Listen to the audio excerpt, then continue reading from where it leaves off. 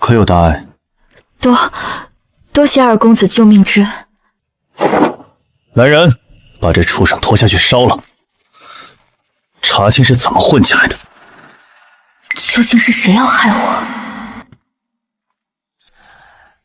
不知不觉来到这里近1年了。我本是现代护理专业的金牌育儿师。加班猝死后，穿越到了这灾荒年，成了一个带着襁褓婴儿的逃荒难民。为了女儿能活下去，我去应聘镇北侯府的奶娘，层层严苛考验，我一一扛了过来。我用现代急救术救回小世子的命。二公子萧策破例准我带女儿入府。大小姐产后抑郁几近崩溃，我帮她走出阴霾，破镜重圆。二房的小魔星无人敢管，我仅用3天便收服了他。还有被全府放弃的疯公子萧敬，我签下生死状，一点点解开他的心结。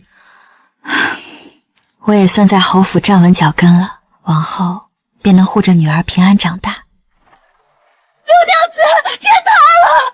城外刘明英爆发天花了，已经死了几十号人了。京兆尹连夜封锁9门，全城戒严，谁也不许进出，违令者当场格杀。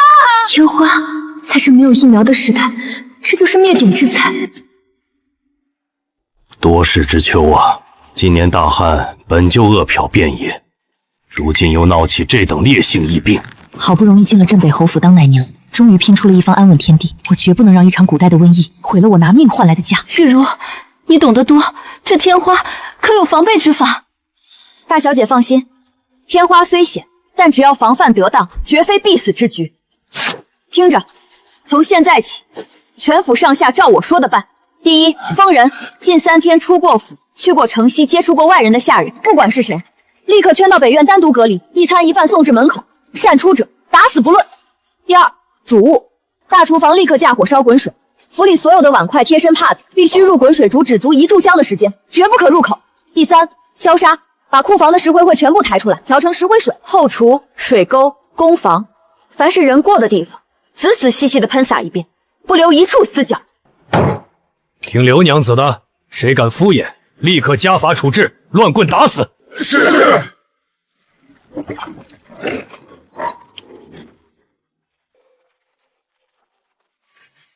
住手！快住手！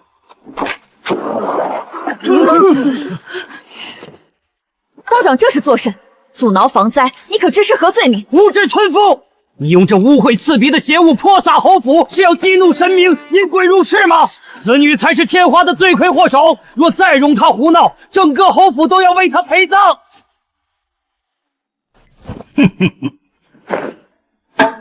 现在是疫病封城，人命关天，这老骗子妖言惑众，阻挠防疫。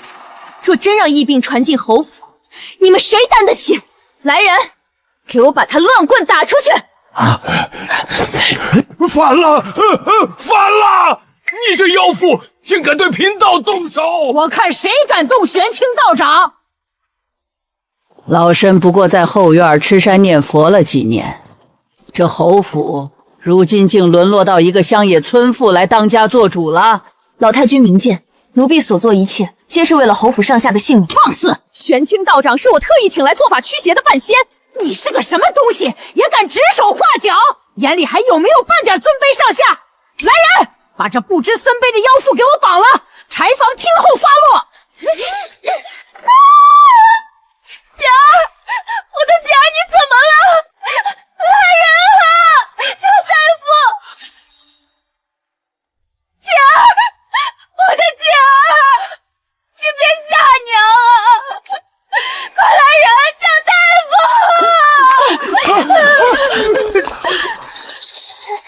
我的乖重孙，这是怎么了？不好，这是天花异鬼入心，业火焚身之象啊！道长，求您救救我的小重孙呐！立刻准备1口大缸，倒满井水与坚冰，将小世子放入其中，浸泡1天1夜，方可冻死那火行恶鬼。胡说八道！高热之下强行冰封，寒气骤然入土，不出半个时辰就会死。你这是在活活杀人！大小姐，快让我看看小主子。滚开！你这满身晦气的贱婢，还嫌克的锦儿不够吗？不，太冰了，我的锦儿受不住。大小姐，舍不得孩子套不着狼，贫道这是在救世子的命啊！滚开！你这谋财害命的妖道！反了！这是反了天了！护卫何在？将这个目无尊卑、祸乱侯府的疯妇给我乱棍打死！打死不乱！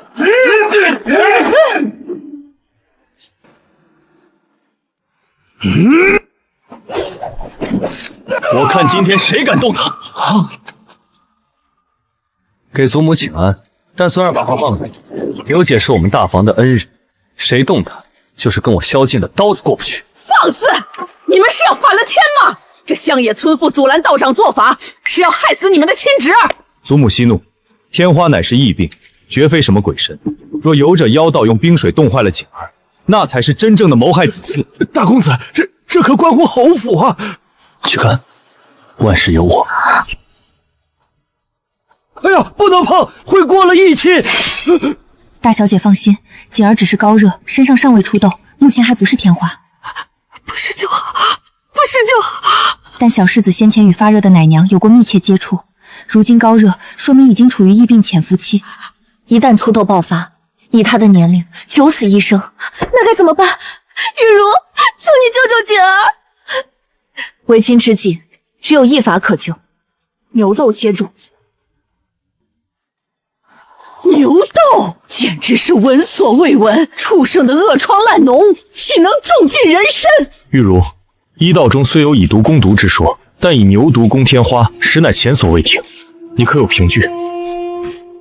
大公子问得好，诸位请听我说。天花猛于虎，人得之九死一生，但牛也会得一种温和的痘症，名为牛痘。大凡常年与牛接触的奇男女工，手上会长牛痘，却一生都不会感染天花。这说明牛痘的脓毒能克天花，取子浆液划破皮肤，种入人身，人体内便会产生对天花的预力，从此恶疾不侵。满口谣言！老太君，切不可听这疯妇胡言乱语。他若不是妖邪，怎会知道这种阴毒的邪术？妖女祸福！萧策，你还不快把这疯女人拿下，乱棍打死！若是诸位不信，我便以身试妖。为了证明此法，我愿先主动感染天花。玉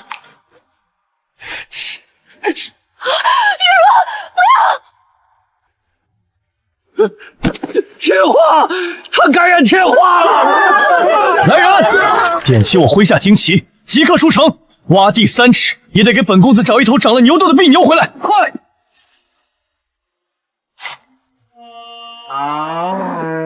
恶疮病牛，真把这带有毒的畜生抬进来了，侯府要遭大祸呀！萧策，你当真要由着他胡闹？他如今已是天花毒人，你还不快把他烧了！祖母，放眼全府，如今唯有刘娘子有解疫之法，这后果，萧策一人承担。大家快看，他将那畜生的毒脓收集起来了，他这是要当众施妖术！闭嘴！再敢多说一句，这第一针，我先刺在你的舌头上。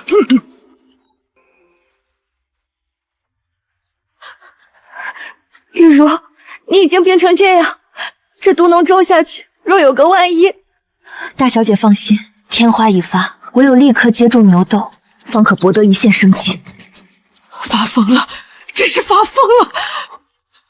牛痘已种，只要熬过今晚，我身上的天花红痘便会褪去，届时便可证明此法管用。好热，身体在起免疫反应了。牛痘的抗体正在生成，一定要压住天花病毒。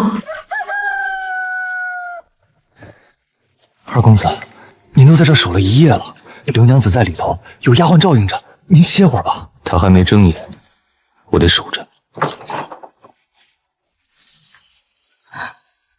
二公子，她怎么样？刘娘子她……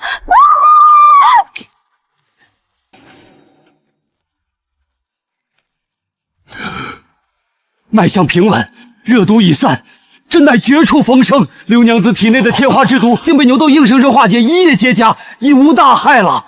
好一个以毒攻毒的牛痘方！报！天花传进宫里了。三皇子昨夜突发高热，已然出痘。太医院倾巢出动，却束手无策。圣上震怒，已下达急令，凡大邑境内，无论身份贵贱，若有治愈之法，即刻进宫面圣。若能保三皇子平安，封侯拜相，赏万金；若敢延误或欺瞒，严惩不贷。刘娘子，你这牛痘之法可能医治三皇子。3日之内，民女定能让三皇子退热。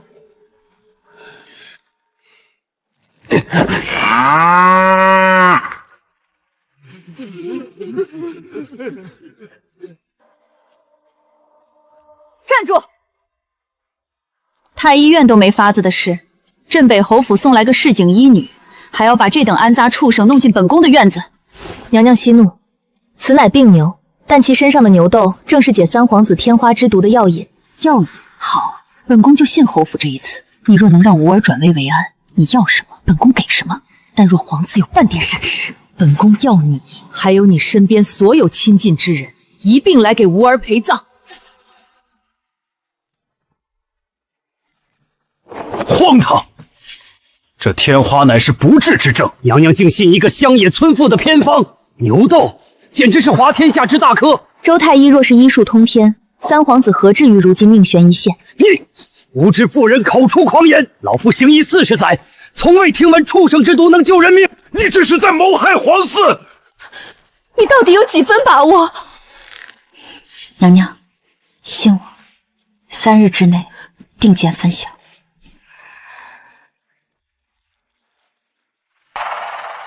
退了，娘娘！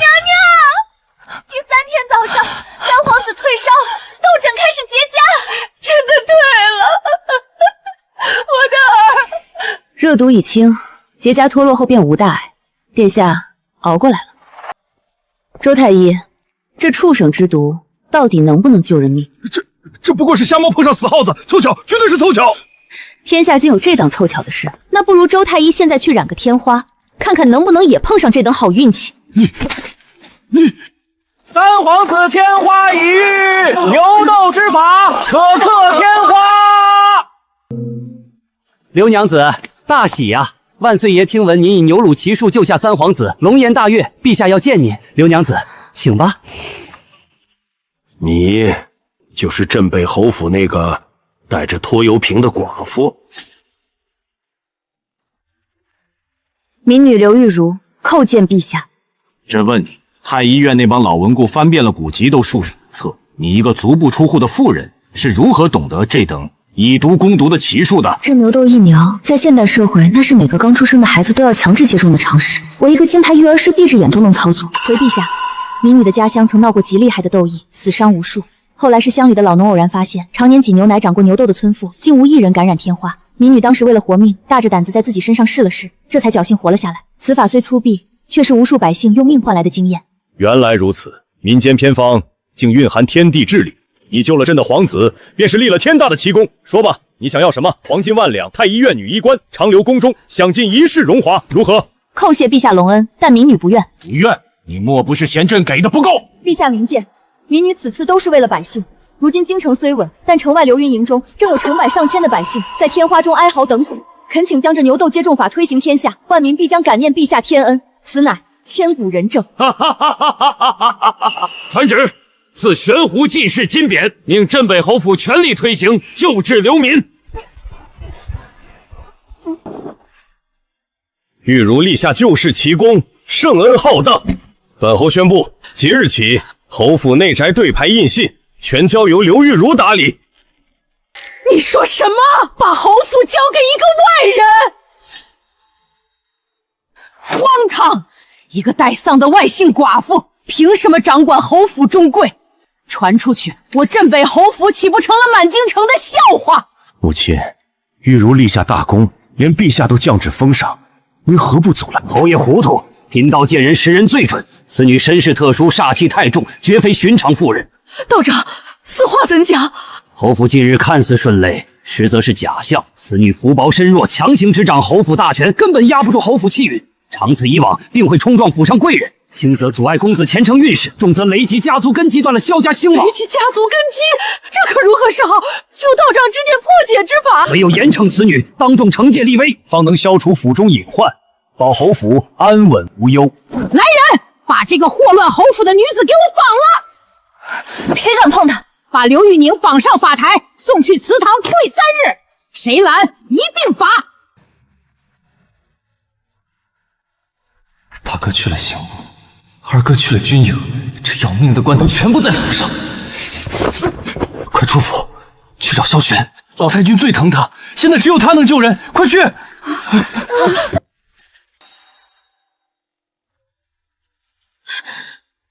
祖母不可！玉茹入府以来，治窦异，救流民，她分明是咱们侯府的福星。母亲，婉宁说的对，刘娘子对侯府有大恩，您若滥用私刑传了出去，镇北侯府的名声就毁了。反了！我看你们都被这外来女子蒙蔽了双眼，还愣着干什么？大小姐，拿麻绳来，给我死死会住！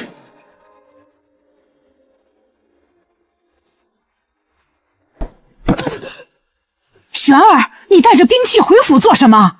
抓逃犯。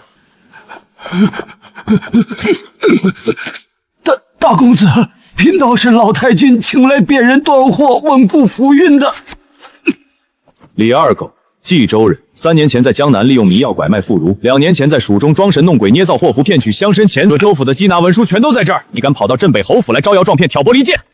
你说什么？他是骗子！祖母，他刚才那些所谓辨人断灾、危言耸听的说辞，全是骗人的鬼话，专门蛊惑人心，挑拨府中关系。您被他蒙蔽了。大公子饶命，老太君救我！捂上嘴，活下去，打入刑部死牢。刘娘子受惊了。多谢大公子解围。就算这老道士是假的，刘玉茹也不配掌管侯府财权。祖母，这管家之权，他当得。侧儿，你也来气我？他一个没见过世面的村妇，懂什么管账？祖母请看，这是刘娘子前几日整理的部分账目。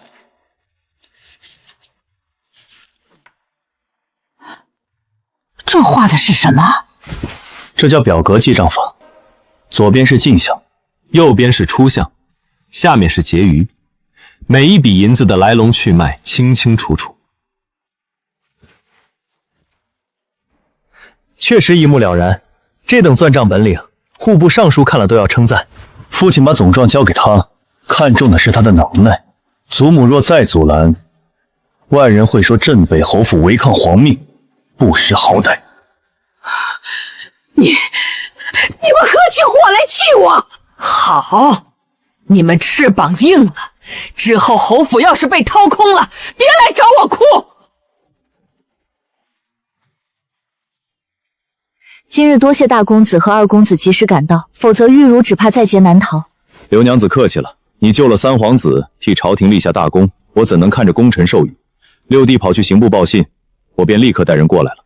也替我多谢六公子。你既然接了管家权，以后这种麻烦不会少。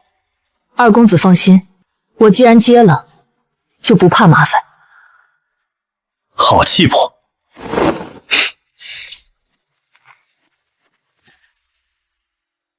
账房那边关系错综复杂，老油条很多，万事小心。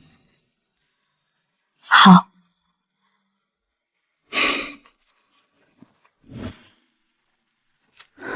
祖母说话难听，你别往心里去。大小姐放心，我心里有数。只有管好侯府，才能给我和洛洛一个安稳的未来。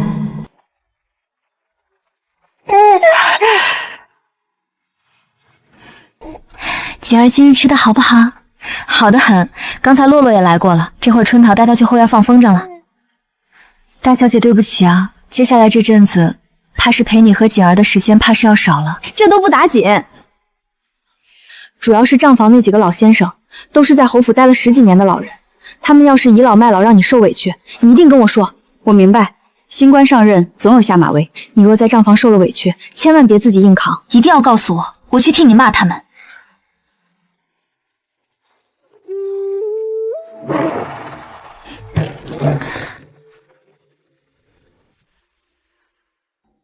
玉茹，这里和你之前待的内院小库房不一样，这里是掌管整个侯府内外事务的大账房，府里的日常开销流水，外面几处庄子和铺面的进项，全都在这里汇集。我明白。大小姐好，哎呦，老奴可算把您盼来了，快把账册都给刘娘子搬出来。刘娘子，这是近3年的总账，老奴知道您今日要来接手，昨夜连夜让人整理出来了。您看看，分门别类，清清楚楚，以后有您掌舵，咱们账房可就有主心骨了。玉茹，赵管事是老太君娘家的远亲，在咱们侯府干了10几年了，对账房的事务最熟悉。原来是赵管事，以后还要仰仗您多指教。折煞老奴了，您是主子们钦点的管家人，老奴就是给您打下手的，您指哪儿，老奴就打哪儿。赵管事，玉茹初来乍到，很多外院的规矩还不熟，你务必要好好照看，不可有半点怠慢。大小姐放心，老奴一定把刘娘子当菩萨一样供着，绝不让她受半点委屈。玉茹，那我先回去了，锦儿那边我看着。好，多谢大小姐。刘娘子，外面吵闹，您的案桌老奴已经安排在内室了，炭火也升得旺旺的，请随我来。您先坐着慢慢看，若是要喝茶，随时喊老奴。有劳了。这账目似乎有些不太对啊。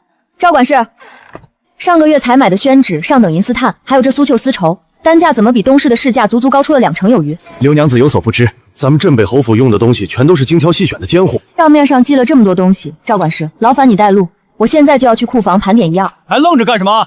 快把钥匙拿出来！刘娘子要开户对账。刘娘子莫怪，昨夜赵管事借走钥匙查门锁，今日老奴不小心把钥匙落在另一间衣裳里了，得回去找找。刘娘子，只能劳烦您在这儿多担待一会儿了。去拿吧，我在这儿等。我去催催，怎么还没回来？刘娘子在这儿等一下。这是想要给我来个下马威啊！找着了，找着了，让刘娘子久等了。账面上清清楚楚记着入库苏绣丝绸100房，这里为何点来点去只有70匹，足足少了3成？哎呀，刘娘子，这您就不知道了，还没来得及在总账册上登记呢，老奴这就去找找。刘娘子，都在这儿了。这是什么？我要的是原件。刘娘子，签押原件都在老账房呢，那边湿气太重，一时半会儿翻不出来，等过2天老奴一定给您送去。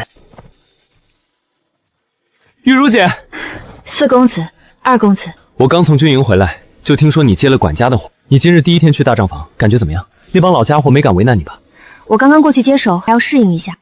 玉茹姐，你别怕，要是在账房有人敢欺负你，你一定要告诉我，我帮你好好教训那帮不长眼的东西。多谢4公子好意，我真的能应付。洛洛还在院子里等我，我就先回去了。行，你快回去歇着。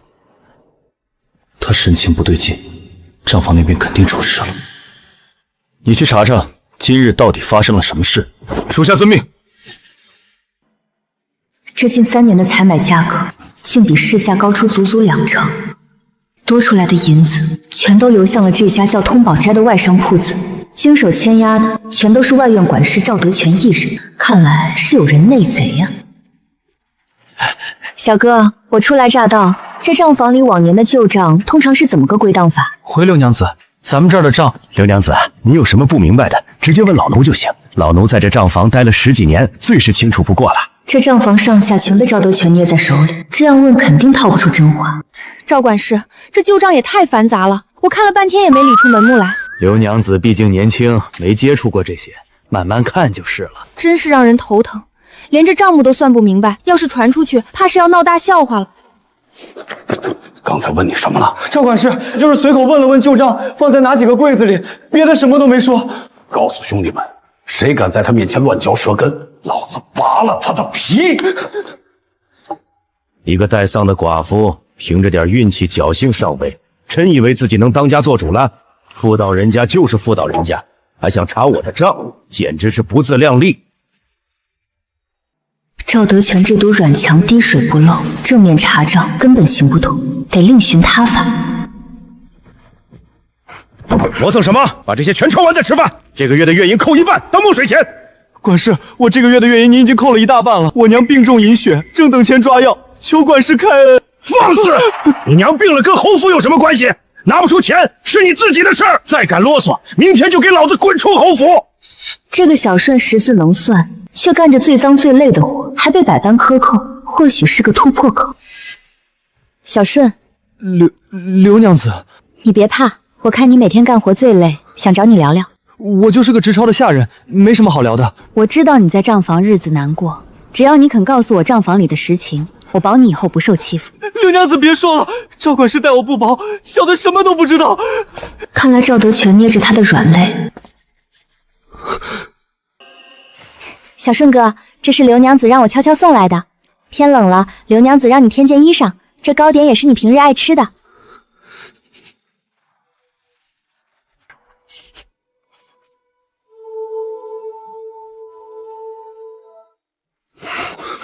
听说你最近和刘娘子走得很近。没有，赵管家，我什么都没说。你最好老实点儿。你那重病在床的老娘要钱可全靠我，要是我断了药，她就得死。小的明白，赵德绝不敢乱说话。管事，做假账的事儿，万一暴露了，怕什么？一个带丧的妇人能翻出什么浪来？公子，查清楚了，赵德全这些天全部都在阳奉阴违。刘娘子应该是发现了什么，想要调查，但是赵德全拿小顺母亲的病威胁他，小顺不敢开口。把人接到我的别院，找最好的郎中看诊抓药。是。一切妥当后，给小顺递张纸条。是。你母亲已经有人照看，你知道怎么做。娘，太好了，娘有救了。刘娘子，这是赵德全和通宝斋的银钱往来手续原件，当年程超时我偷偷留了体。有了这份证据，赵德全贪墨的罪证就彻底定死。好，你立了大功。赵管事，这几日多亏你照应，账目我都理清了，一点问题都没有。你管理有方，当赏。祖老，这刘娘子接手后，账房亏空的厉害啊！这样下去，侯府迟早要被她败光的呀！岂有此理！这管家权必须拿回来。刘玉茹，你管家不力，导致府中银两亏损加剧，今日你必须立刻交出管家权。诸位长辈，请入座。第一箱是我整理的原始账册，第二箱是库房实际出入库的签押存证，这第三箱是通宝斋与赵德全的银钱往来手续原件。不可能，原件明明早就处理掉了，这不可能！你这狗奴才竟敢贪墨侯府上万两白银！萧太爷，赵德全做假账贪墨巨款，您今日带着他来向我兴师问tội，莫非你也参与了这笔账目？一派胡言！老夫也是被这恶奴给蒙蔽了。来人，还不快把这恶奴绑了交去官府！今日诸位都看清楚了，从今往后，镇北侯府上下所有的账目全由刘玉清一个人说了算。谁若再敢有异议，赵德全就是他的下场。罗太君，正堂那边出事了，赵管事被刘娘子拿了铁证，二公子把总账印都交给他了。赵德全一人能瞒天过海，根本原因在于侯府这几十年的老规矩浑身都是漏洞，账目从头到尾只有一套，经手的人想怎么改就怎么改，必须立新规，账分内外两套，差1文钱便严查追责。库房实行双钥匙，我与库管婆子各持一把，同时在场方能开门。采买一律留底，一式3份。刚宣读的账房新规，下月起正式执行。加这么多规矩，谁还愿意干活？一个奶奴出身的女管事，还真把自己当主子了。新规不可废，不愿意守规矩的，这个月的月银照发，下个月自行领了包袱走人。咱们3个这就集体告假，给他个下马威。就是，看这刘娘子一个人怎么撑，过不了2天，她指定得来求咱们回去。刘娘子，我们3个身体不舒服要请假，这段时间怕是上不了工了。这是想要磨洋工吗？给我下马威啊！这一套我在现代可见多了。行，去吧，不舒服就去休息吧，想休息多久就休息多久。这比3个月前的流水少了2文钱，退回去，回头重新查清楚再报给我。成色太差，价钱太高，不签，换下一家比对。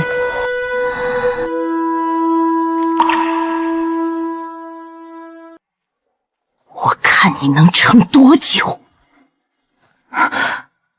这血泡破的真不是时候，得赶紧去药房拿点药涂涂。二公子，我没事，一点小伤。一点小伤，血泡都这样了，你真当自己的手是铁打的？别顶着这副样子吓唬府里的人，快去处理伤口。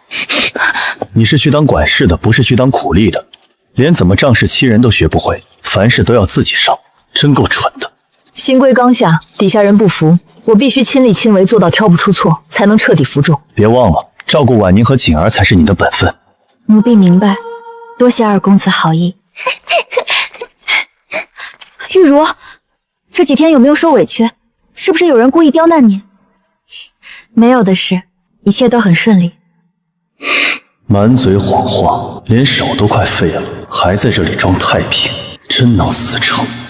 刘娘子，你最近都不陪念儿玩，念儿好想你。娘子怎么了？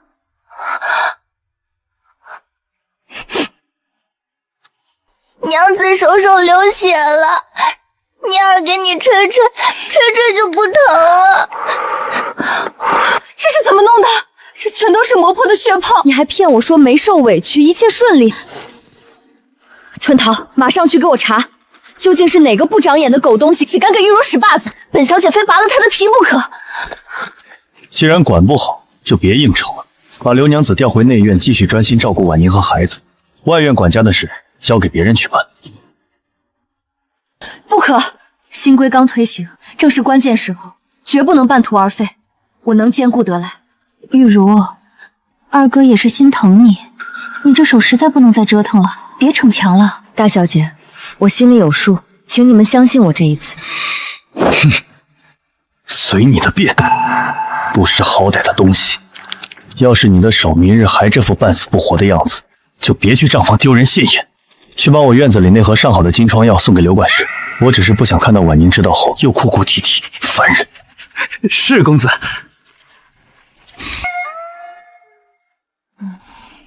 大家听好，能独立核完一笔账目的，月银加2成；能独立跑完一次采买并做到账实相合的，加3成。活了大半辈子，头一回知道自己的名字长这样。这都晾了他好几天了，那寡妇怎么还不来叫我们回去？哼，我看他是死要面子活受罪，等他把账算烂了，自然得八抬大轿请咱们。你听说了吗？后院那小屋天天热热闹闹的。王妈昨日独立核了一笔采买账，刘管事当场给他涨了3成月银。真的？那我下午干完活也去跟着认字。完了，咱们的活计被人顶了。走，咱们这就回账房，我看谁敢抢咱们的位子。当初是你们自己告的假，我应了。如今账房的活有人做了，位置不缺了。你算什么东西？一个外姓寡妇，奶娘出身的下贱货，凭什么定我们的去留？就是，连你身边那个拖油瓶洛洛，也是个不知道哪儿来的野种。今日你们不服从管事安排，明日是不是就要不服从主子安排？后日是不是连主子的位子都要取而代之？你少在这里扣帽子！咱们去老太君跟前告状，让他老人家给咱们讨个说法。我当场重打20大板，赶出侯府，永不再遇。多谢四公子解围，我没事。往后若是再有这种不长眼的狗奴才，你直接打发走就是，不必自己忍着受气。确实不错。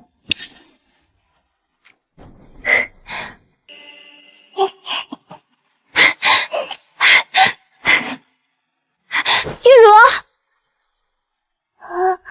府里来了2桩大喜事，四哥战功赫赫，皇上特赐了丰厚封赏，又逢锦儿周岁，祖母说了2事合一，大办庆功周岁宴。我想着抓手礼上让洛洛和锦儿一起抓，图个热闹吉利。不可，洛洛身份不够，在这种场合让洛洛一起，怕容易惹人闲话。小孩子分什么高低，就这么定了，别推脱，必须听我的。大小姐，还是让世子一人抓周吧。这事儿就这么定了，你要是再推脱，就是不把我当自己人看。全听大小姐安排。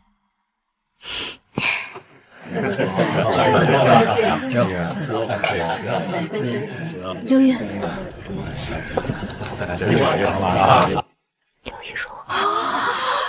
诸位瞧瞧这抓周物件，赤金虎符、羊脂玉砚台、南海夜明珠，件件价值连城啊！到底是镇北侯府，这手笔寻常人家可比不了。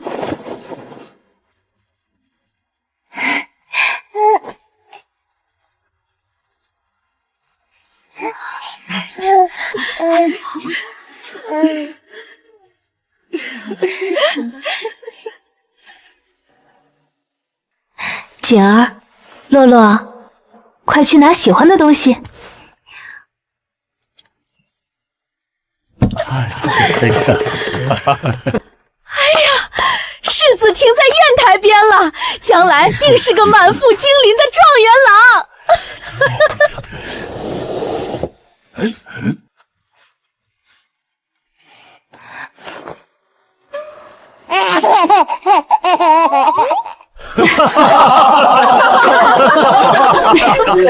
这孩子不抓金银财宝，偏偏抓着管事不放。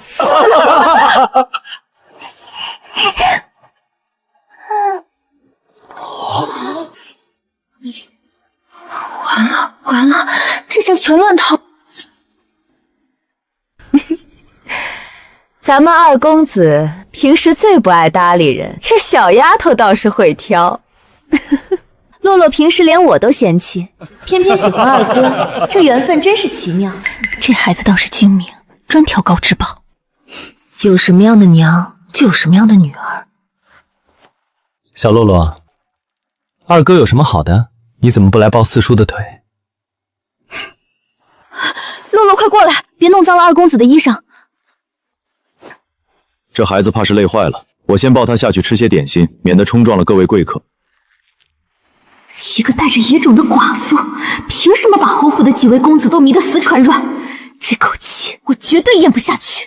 你们没瞧见今日宴席上那狐妹子的手段，装的一副本分老实的模样。不过是个奶娘出身的下流球子，现在居然还把持了侯府的账房，心思全写在脸上了。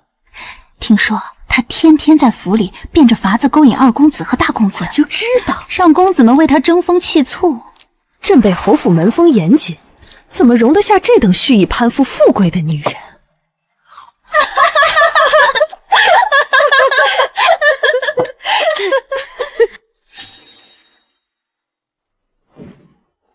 不知羞耻的东西！这种下夺流言都传遍整个京城了，我这张老脸往哪儿搁？老太君息怒，都是外头那些人乱嚼舌根。无风不起浪。那刘玉茹就是个祸水，几个孙子全被他迷了心窍。若是再留他，侯府必成全京城的笑柄。立刻封锁消息，趁着天黑，带几个人把那祸水给我悄悄押到祠堂去，绝不能惊动任何一位公子。老奴遵命。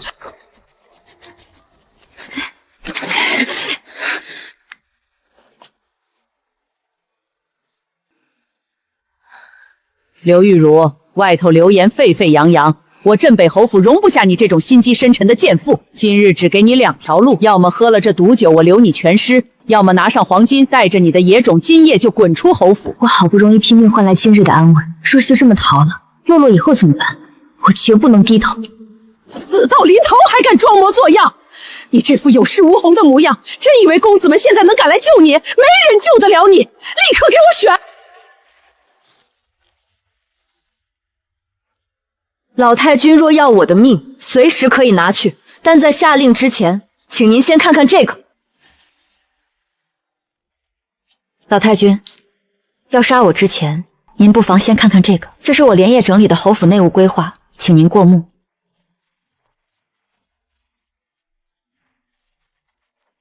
库房双钥制，2把钥匙分开保管，还有这采买3方留底，每月收支做成图表，这都是你一个人写的？正是。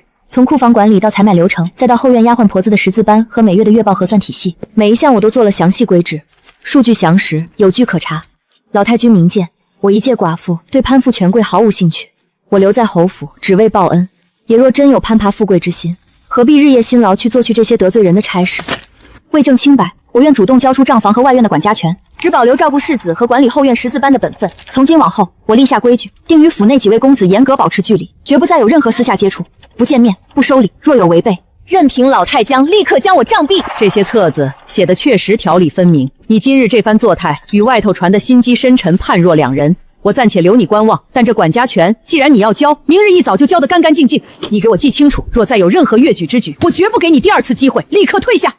多谢老太君成全。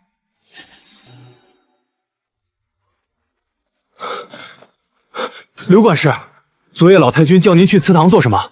您没受罚吧？府里都在传老太君发了大火，您没事吧？没事儿，老太君只是找我问问账房的规矩。我以后不全管账房了，也能多出些时间陪洛洛。不管账房了，这怎么行？干好自己的活事，别多问了。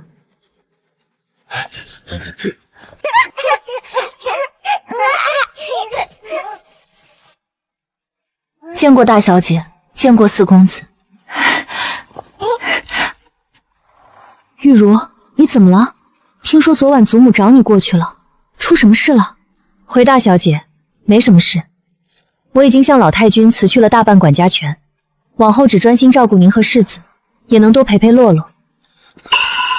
是不是祖母听了外头的瞎话，给你受委屈了？四公子多虑了，没人给我委屈，是我自己觉得管家太累，主动辞去的。真没人逼你。主仆有别，我只是谨守本分。四弟，你别问了，管家那些活确实太累了些。玉茹能回来也好，歇歇身子要紧。多谢大小姐体恤，我还要去各房交接账册，先告退了。这是外院近3个月的全部账目流水，一分不差，你点点。刘管事，您这管得好好的，怎么突然就交出来了？规矩已经立好，你们照着做就是。从今日起，除了世子的日常起居和后院的识字班，其余的管家权我全部移交。刘娘子，您这可是放下了侯府最大的权柄啊！不属于我的东西，拿着烫手。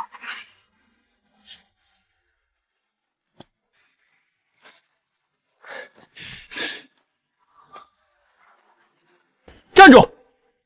刘玉茹，你是不是故意躲着我？四公子恕罪，奴婢还要处理内务，不便多留。刘管事，这是二公子吩咐送来的上好血燕，让您补补身子。替我多谢二公子，这东西太过贵重，请原样带回。二公子送出的东西哪有退回去的道理？那就放在那里。你们瞧见没？那刘玉丽这几天连几位公子的面都不敢见，全绕道走。我看啊，肯定是她狐妹子手段用尽了，被老太君叫去祠堂狠狠敲打了一顿。二公子饶命！舌头既然这么长，留着也是祸害。来人，把这2个碎嘴的东西乱棍打出府，直接发卖到城外衙子那里。都给我听清楚了，从今日起，侯府上下严禁任何人私下议论刘管事与几位公子的关系。若再有闲言碎语，这2人就是下场。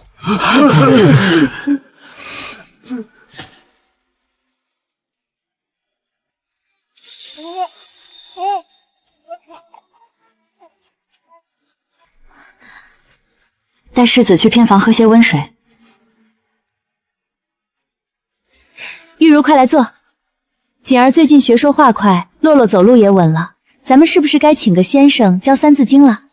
大小姐，他们还太小，三字经枯燥难懂，我想自己动手做些启蒙用的物件。启蒙物件？那是什么东西？用薄木板刻字做认字卡片，捡小石子染颜色教数数。这主意太妙了，边玩边学。都需要什么材料？我跟你一起去街上买。大小姐千金之躯，买的都是粗木板和石头，别弄脏了您的衣裳。那好吧，你一个人拿东西不方便，路上千万小心。多谢大小姐体恤。见过二公子。你这是要去哪儿？奴婢去集市为世子采买些做玩具的物件。我送去院里的血燕，为何退回来？奴婢身份低微，不配享用二公子的厚赏。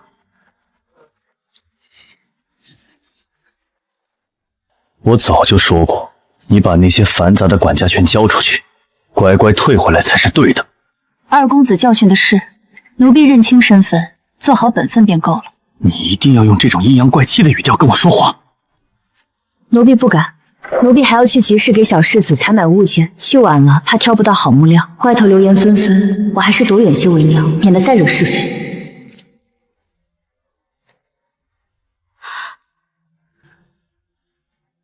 见过大公子。外头的流言你不必放在心上，只要你自己问心无愧就好。多谢大公子宽慰，奴婢明白。以后若有什么需要帮忙的，尽管来找我。你以后就跟着刘管事，负责保护他的安全。属下遵命。大公子，这万万不可！你若不带上他，今日便别出门了。奴婢遵命。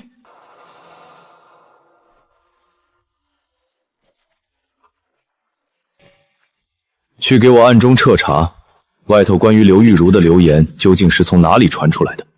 顺藤摸瓜，一个都别放过。是。去把刘玉元入府以来经手的每一笔账目、每一次采买记录、每一份月报，全部调出来逐项登记造册。大公子是要查刘管使的错处，我要用这些形成完整的证据链，证明他在侯府所行皆是正事，与我们几位公子毫无私情牵扯。属下这就去办。祖母，这是孙儿命人整理的造册记录，是刘玉茹入府后经手的所有账目明细。孙儿查明，他每日卯时起，亥时歇，亲手核对账目上千笔，豪采买败价数余次。他连自己女儿都顾不上，哪来的心思去勾引？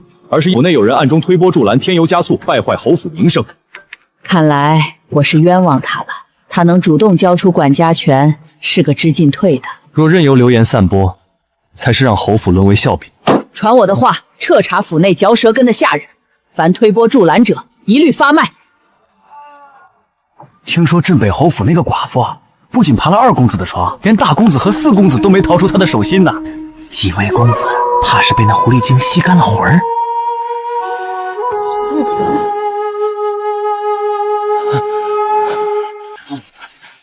你干什么？把你刚才放的屁再给我说一遍！我们聊闲天，关你什么事？老子就是镇北侯府四公子萧敬，你们再敢编排我侯府的人半句，老子拔了你们的舌头！谁再敢议论刘娘子半句，萧敬见一个打一个！你再敢编排侯府半句，怎么被戳中痛处了？难怪大家都说你被那寡妇迷惑了，连是非都不分，只会当街耍横。看来果然是被迷得晕头转向了。大公子、二公子，外头都在传，四公子为了刘管事在街上与人争执，被人拿捏了画柄，说他彻底被迷惑了心智。荒唐！竟在街头与无赖争口舌之快，嫌侯府丢人丢的还不够，立刻派人去把他绑回来。刘管事，这批丹青颜料品相极佳，是专门给侯府预留的，您过目。哟，我当是谁这么大的口气，连本小姐相中的颜料都敢抢，原来是个侯府的管事。明珠姐姐，这位就是如今京城里名声大噪的刘寡妇呢。难怪这等上好的丹青颜料，寻常勋贵都不舍得用。你一个小小寡妇管事，凭什么拿侯府的名头采买这些金贵东西？就是在府里勾搭主子不够，到了外头还不知收敛。沈明珠是丞相之女，摆明是来找茬。我若当众反抗，必会被他借机抹黑侯府名声，只能忍。怎么不说话了？心虚了？你一个扫把星，克死了自己的丈夫，现在还想来祸害别人？怎么敢做不敢当？你以为你是个什么东西，也敢在我们这些清白人家面前晃悠？沈小姐，大路朝天，各走一边。我并未招惹你，请你说话放尊重点。尊重？你一个不知检点的寡妇，也配要尊重？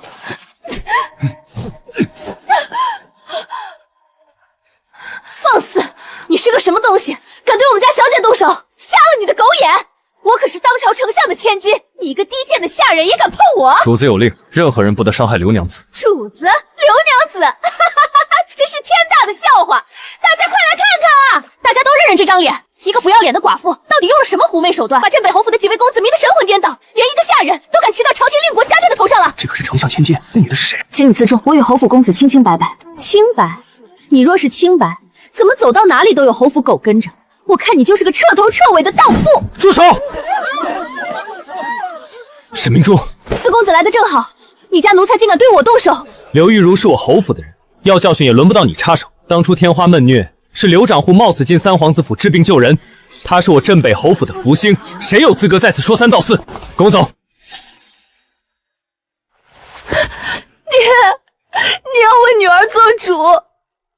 镇北侯府的萧景为了那个寡妇，让女儿颜面尽失。寡妇？镇北侯府的哪个寡妇？就是侯府那个做管事的刘玉茹。萧景一口一个侯府的人，根本没把我们丞相府放在眼里。刘玉茹、萧敬，好一个镇北侯府！镇北侯府这几年在军中威望越来越高，老夫正愁抓不到他们的把柄。一个寡妇算什么把柄？萧敬身为侯府公子，当为了一个管事与丞相千金起冲突，这叫做方不正，狂妄自大。若是老夫参他一本，骄纵跋扈，私德有屈，你说皇上会怎么想？皇上本就忌惮镇北侯府，定会重罚萧敬。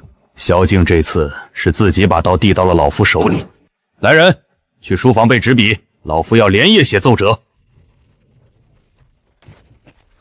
玉茹到了，当心台阶。多谢公子，我自己来就好。今日之事，多谢公子在集市上出手解围。沈明珠那般欺辱你，我怎能坐视不管？公子出面维护侯府体面，玉茹理应道谢。但今日之事，终究是玉茹惹出的麻烦，牵连了公子，得罪了丞相府。我不怕得罪丞相府，沈家妇女平日里就横行霸道，今日分明是他故意找茬。公子不怕，但侯府不能平白无故树敌。若是因为我让侯府陷入是非，玉茹万死难辞其咎。四公子和刘管事回府了，集市上的事情处理干净了吗？四公子当众驳了沈明珠的面子，刘玉京没错，但萧敬错在行事太过鲁莽。镇北侯府手握重兵，朝中不知有多少双眼睛盯着我。如今萧敬为了刘玉离当街羞辱丞相千金，沈大人必定会抓住这个把柄大做文章。我们要不要派人去丞相府打点？晚了，以他的行事风格，奏折此刻怕是已经写好，明日一早就会呈到皇上面前。陛下，镇北侯府四公子萧敬当街为一个寡妇与人争执，言行失当，家教不严，臣联合御史台弹劾侯府。报！边境急报，敌军突袭，战况严峻，边境危急，众爱卿可有良策？陛下，萧敬既然如此挂念府中事务，甚至不顾体统，不如让他早些回边境军营效力，将功折罪。传旨，命萧敬即刻重返边境军营，不得有误。四公子，接旨吧，这准备时间可不多，你得赶紧动身了。臣领旨谢恩。沈丞相这一手调虎离山，就是想把我从玉茹身边调走，借机打压侯府。玉茹，我有话对你说。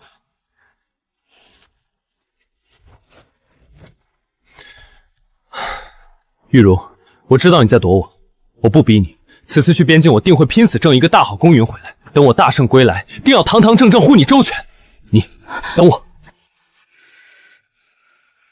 边境苦寒，刀剑无眼，这包伤药和药膳方子，希望能保你平安。玉茹，等我。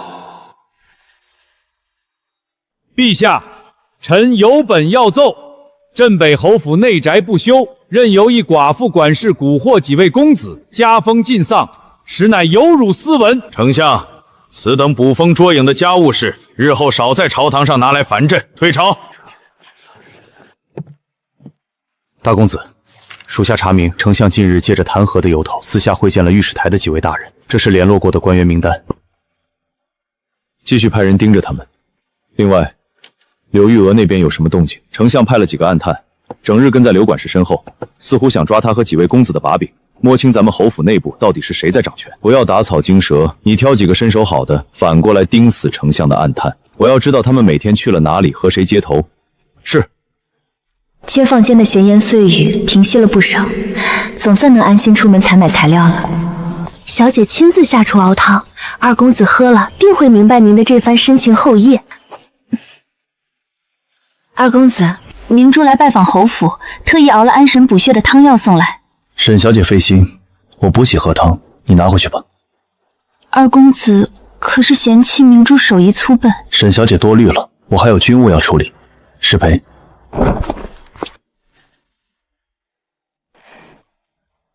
听说了没？丞相家的大小姐这几日天天往二公子院里跑，送汤送点心。我看咱们侯府马上就要和丞相府结亲了，那可是强强联手的天大喜事儿。二公子饶命！谁再敢在府里乱嚼舌根，立刻拔了舌头发卖出去！滚！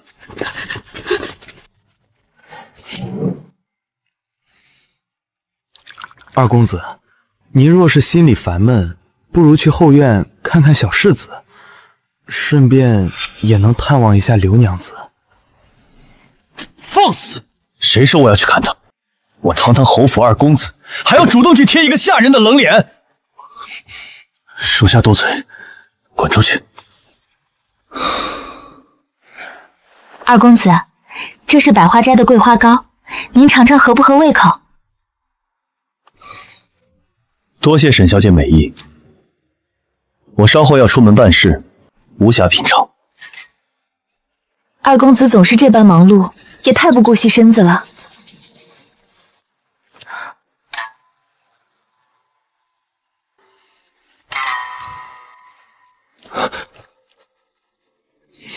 沈小姐，我先走一步。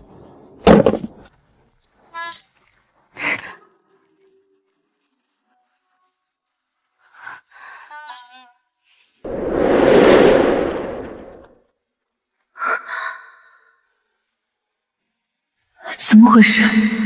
刚才看到他和沈小姐站在一起那般亲近，我这心里竟觉得莫名发闷，说不清是什么难受的滋味。刘玉茹啊，刘玉茹，他可是高高在上的侯府二公子，难道我竟在不知不觉中对他动了不该有的心思？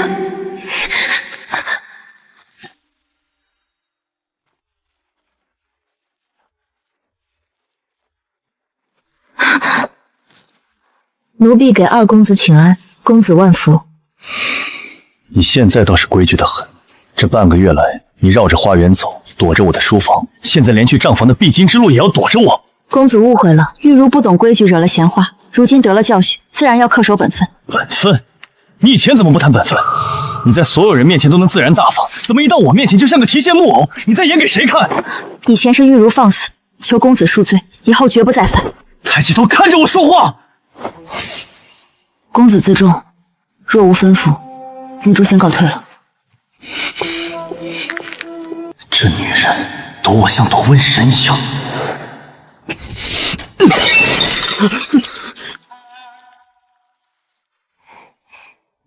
二公子这是怎么了？谁惹您生这么大的气？军中琐事，不劳费心。明珠特意去求了平安符，还熬了参汤，二公子趁热喝了吧。二公子在看什么？没什么，汤放下吧。刘玉茹，你越躲，我偏越想弄清楚你到底在想什么。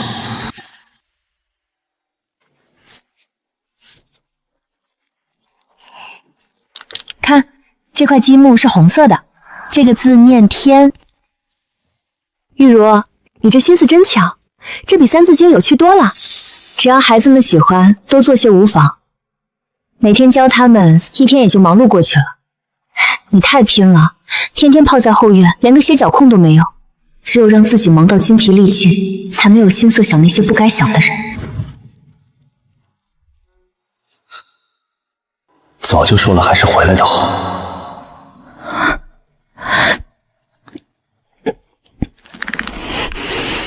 他是侯府公子，你是个寡妇，在古代这可是会被人诟病的呀，是绝无可能的呀。认清了心，就更不能靠近他，绝不能连累侯府和洛洛。小姐，打听清楚了，二公子正循着游记，偏爱吃着马蹄糕，送去定讨他欢心。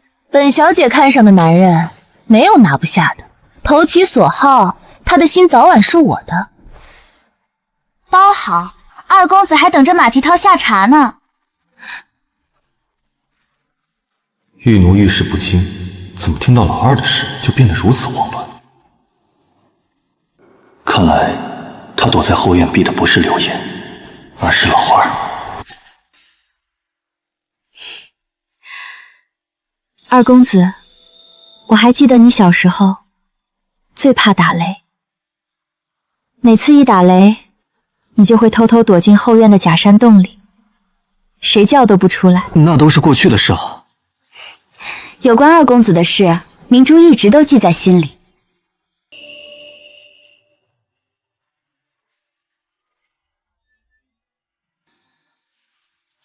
你近来操理军务，瘦了许多，要多顾惜身子。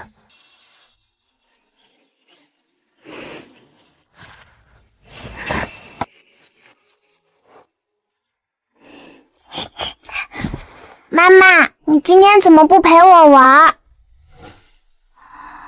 妈妈，你不开心吗？妈妈没有不开心，妈妈只是在想明天的采买单，露露自己去玩积木好不好？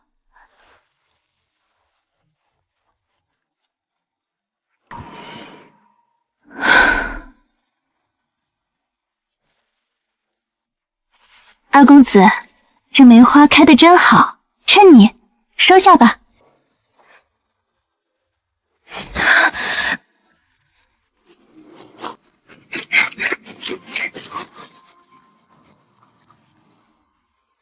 别想了，那些不干你想的人和事，通通都别想。刘玉茹，你的命里只有安稳和洛洛，他身边自有关心他、了解他、门当户对的人。你不要去奢望其他的东西，那只会害了你，也会连累侯府。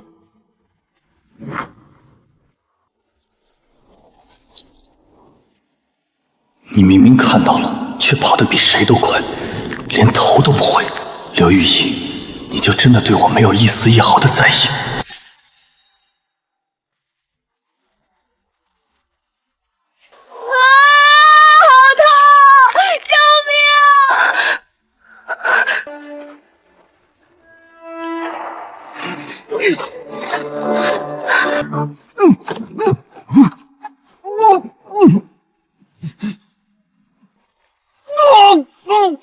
发汗驱邪，邪气出去就好了。大娘，不能这么整啊！孩子都烧成这样了，赶紧送医馆看大夫吧。医馆的大夫都是骗钱的骗子。去年隔壁村狗蛋送进去，人就没回来，我这祖传的发汗土方子才最管用。住手！这孩子已经高热惊厥了，你再烫下去，他脑子就烧坏了，会没命的。你个多管闲事的女人懂什么？我这法子用了几代人都没出过事，你给我滚开！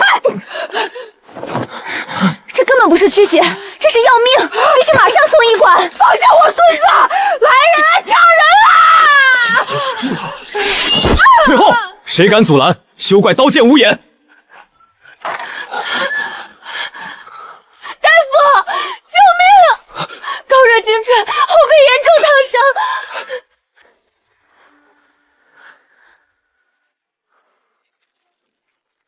幸亏送来的及时，再晚半个时辰，大罗神仙也救不回这条命。无知渔妇，那滚烫的姜泥敷上去，差点亲手害死你亲孙子。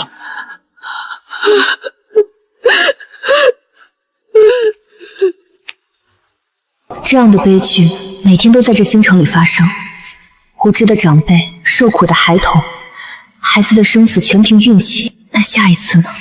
还有多少孩子能恰巧遇上懂行的人？我不能只顾着自己安稳，我必须做点什么。我要让这些孩子不靠运气也能活下去。一碗滚烫的姜泥直接糊在背上，那是他亲孙子。若不是我恰巧路过拦下，玉茹，你今日见到的事，在这京城里根本算不得稀奇。别说是寻常百姓人家，就是咱们这些高门大户，养个孩子也如同过鬼门关。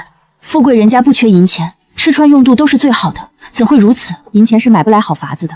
那些乳母带孩子，多是凭着婆媳代代相传的老旧经验。孩子发热了，就用几层厚被子死死捂汗；肠胃不适了，就去道观求香灰符水喝。他们哪里懂得什么卫生辨别病病？民间有句俗话叫算钱不算人，这孩子能不能平安站住脚，全看老天爷赏不赏脸。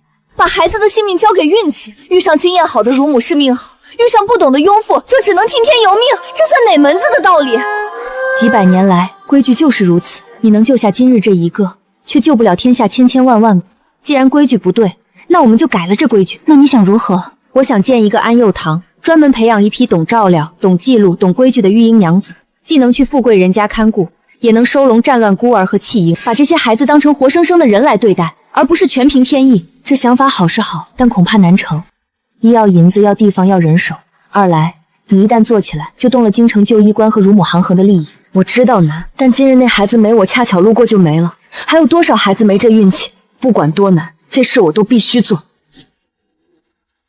京城各府都传开了，刘娘子不仅种牛头救了三皇子，连你们府上的妖念都被治得服服帖帖。大公子也入了军营，有了军功。是啊，刘娘子过府一趟吧。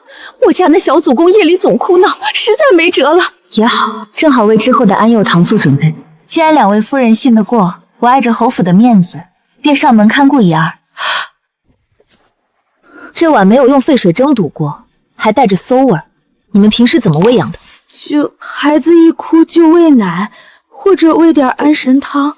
不定时不定量，孩子的肠胃如何得得了？现下是初秋，全这么捂着出汗，不出病才怪。每日器具必须沸水蒸煮2，喂养要定时定量。另外，立刻停掉医官开的安神汤。孩子哭闹是因为积食，多带去院子里晒太阳，按时辰揉肚子消食。照刘娘子给的建议做，再有差池，立刻卷铺盖走人。刘管事，各府送来的帖子堆成山了，照做的那几家少爷小姐都好转了，现在到处都称赞您是最懂幼儿心性的刘娘子。玉茹，你现在名声大振，连我都要对你刮目相看了。虚名无用，我借着上门看顾的机会，暗中考察了各府的育儿现状，把问题和规矩都记录下来了。这些经验记录就是将来安幼场的底气。侯府那个寡妇管事最近风头太盛了，把咱们开的安神方子贬得一文不值，好几家大户都辞了咱们行回的人，非要听他那套什么定时定量、蒸骨弃女的破规矩。这女人名声越盛，咱们的活路就越窄，绝对不能任由她这般嚣张下去。一个在侯府寄人篱下的寡妇，名声是最脆的，咱们联合起来，给她找点晦气，让她知道这京城的饭碗不是谁都能抢的。你要建这个安幼堂，打算靠什么活下去？总不能一直拿侯府的银子填这个窟窿。回老太君，富贵人家请育婴娘子上门看护是需要付银钱的，这笔进项足以维持安幼堂的日常开支。至于堂内收容的战乱孤儿和弃婴，则由安幼堂统一照料。等孩子们大一些，我会教他们认字和一门手艺，让他们长大后能自食其力，不至于流落街头。你动了京城旧医官和乳母行会的路子，断人财烙有如杀人父母，他们若是联合起来找你麻烦，你当如何应对？育婴娘子做的是日常照料和规矩记录，绝不碰行医开方的事，这与旧医官并不冲突。乳母行会做的是派遣乳母赚取中介银两，而安幼堂做的是培训和规范，也不算抢他们的直接生意。只要界限划清，便能相安无事。萧玄，你暗中去查一查京城旧医官和乳母安衡的底细，把他们背后牵扯的人脉查清楚再说。孙儿明白，这就派人去办。那个刘御医简直欺人太甚，他搞的那套什么蒸煮器物定时定量的法子，就是在打我们这些老医官的脸。可不是嘛，各府现在都听他的，这势头必须想办法压住，否则咱们以后在京城还怎么立足？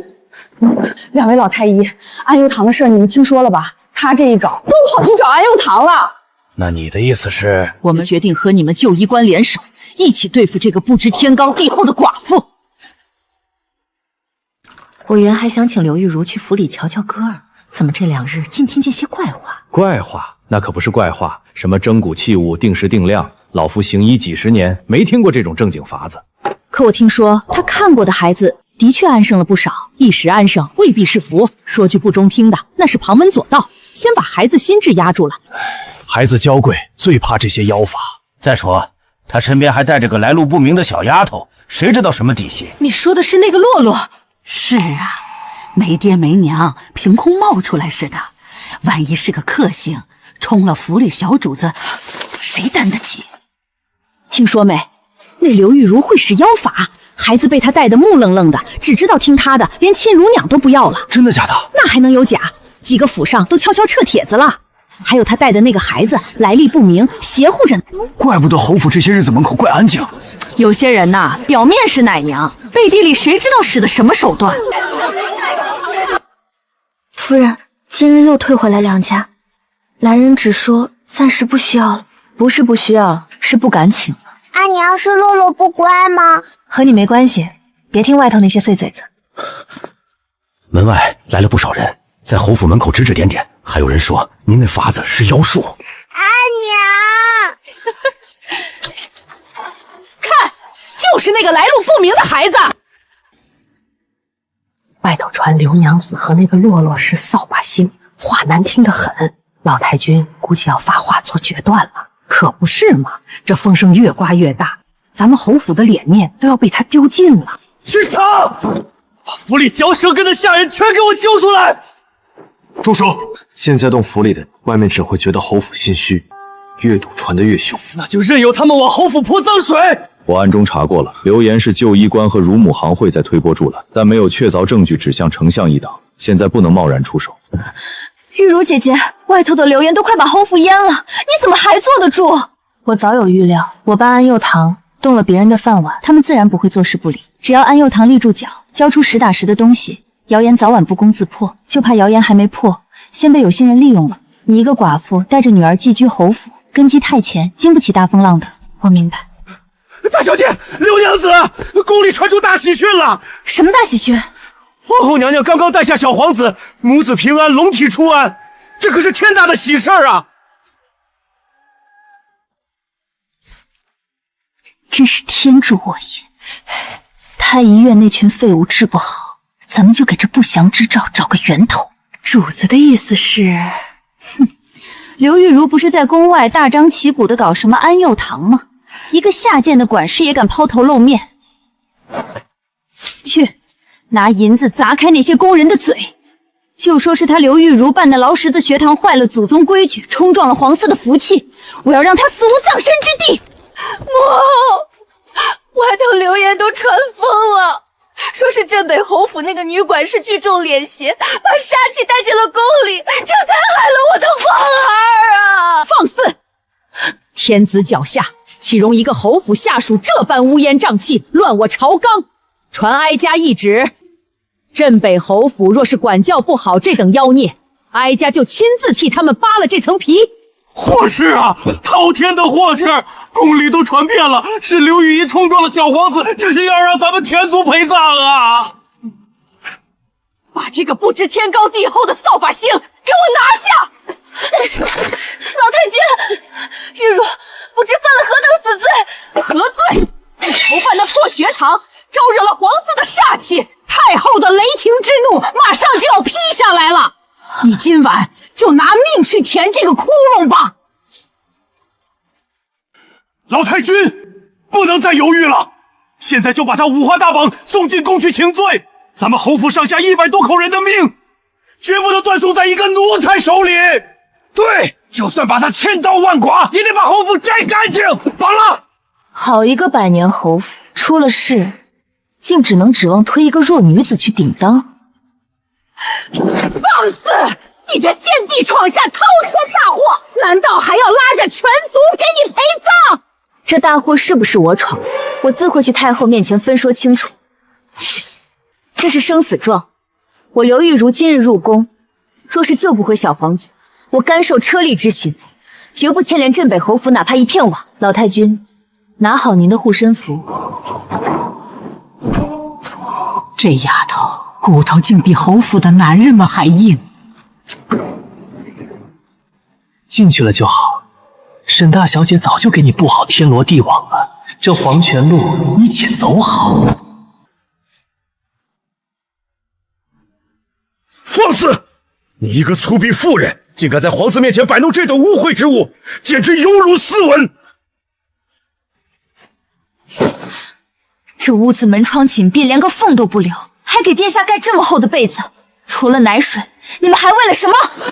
太医说殿下体虚受了邪祟，让每日灌8碗老参汤吊妾。庸医，这根本不是什么鬼神冲撞，更不是邪祟，这是新生儿黄疸。一派胡言！医书上从未有过什么黄疸，你敢质疑太医院？小儿本就纯阳之体，你们这般死武，还敢乱灌大补的参汤，你们不是在救人，你们是在生生用火烤干他的命！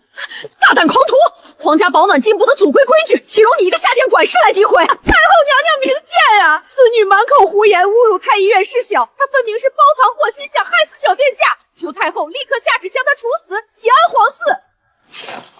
太后，太医院既然已经束手无策，为何不敢让我放手一试？我刘玉于今日就在这大殿之上立下军令状，只求3天时间。3天之内，若小皇子黄疸不退，病情无好转，我这颗脑袋太后随时砍了当球踢。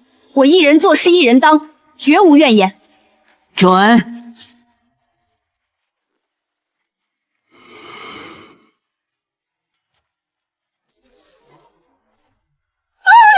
我的老天爷，这可是要了命了！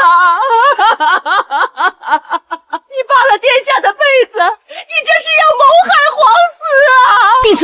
去，把那几扇雕花窗户全给我推开。通风！荒唐！小殿下本就体弱，若是吹了冷风加重了病境，你这贱命够甜吗？太后记准了我，这屋子里的规矩，现在就得听我的。萧大人，后宫重地，无照擅闯者，杀无赦！滚开！他若在里面少了1根头发，我今日就平了你们这道宫门！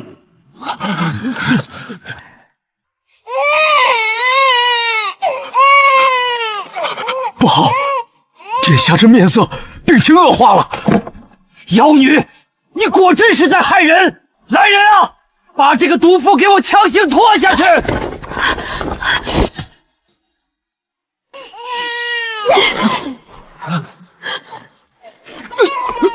滚开！谁说你动真的？反了！小殿下都病危了，你这毒妇还要阻挠老夫施救？睁大你的狗眼看清楚，这是殿下排出腹中的胎丹。小殿下肠胃通畅，自然会将毒素排出，这是好转的迹象。你若这一针扎下去，才是真要了他的命。多晒晒太阳，黄气散了，就不用受那些庸医的罪了。接着传，就说刘玉慈那个扫把星马上就要在宫里被凌迟处死了。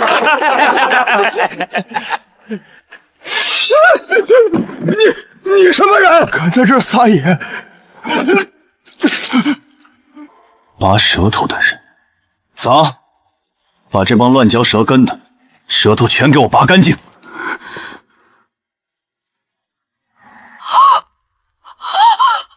哪，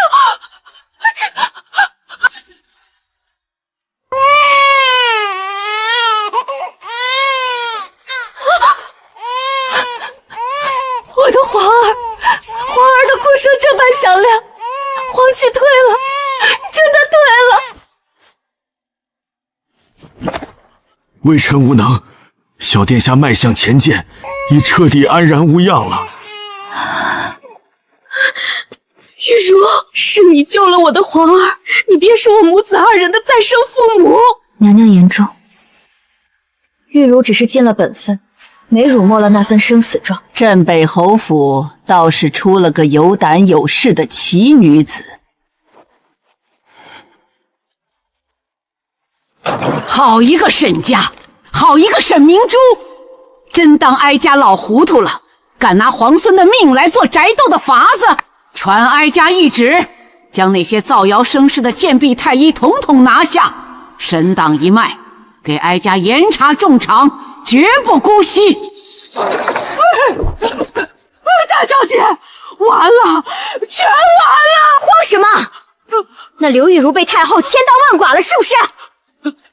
小皇子活了，太后查到了咱们头上，禁军已经出宫，朝着沈家来了。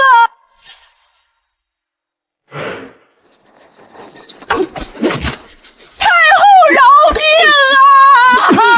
奴婢再也不敢造谣生事了。沈家是沈明珠那个毒妇误我啊！太后有旨，严惩沈党造谣生事者，狠狠的打！你救下皇孙，力挽狂澜，这些厚重封赏是你应得的。太后恩典，玉茹不敢受。这金银我一分也不要。不要金银？那你想要什么？求太后恩准，让玉茹在京城名正言顺地开办安幼堂，更求太后破例，恩准天下寒门女子入堂学习医护账册。世道艰难，女子生存更是如履薄冰。玉茹只求给那些苦命女子一条活路，让她们能凭真本事谋生，干干净净地站着把钱挣了，再也不受世俗轻贱。好一个凭真本事谋生，哀家准了。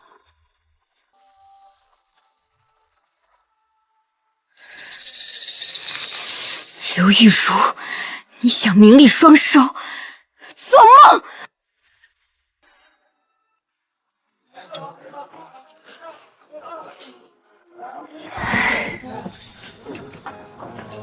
玉茹姑娘如今可是太后跟前的红人，这点心意全当我们府上给安幼堂添砖加瓦了。玉茹姑娘，我那不成器的庶女，日后还指望送进堂里跟着您学点管账的真本事呢。多谢各位夫人抬爱，安幼堂敞开大门，自然不会亏待了各位的千金。主子，城南那几个企图在这条街上抬高租金的地痞，还有暗中克扣安幼堂药材的商贾，属下已连夜清扫干净了。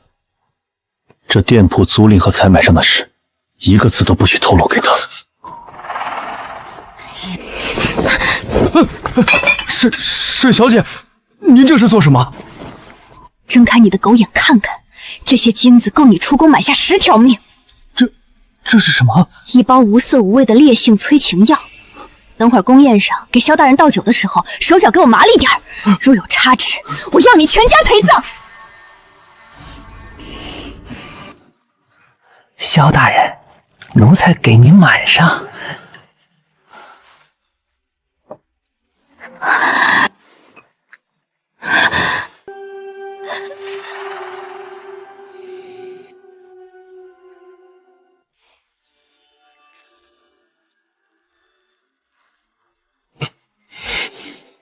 酒里有药。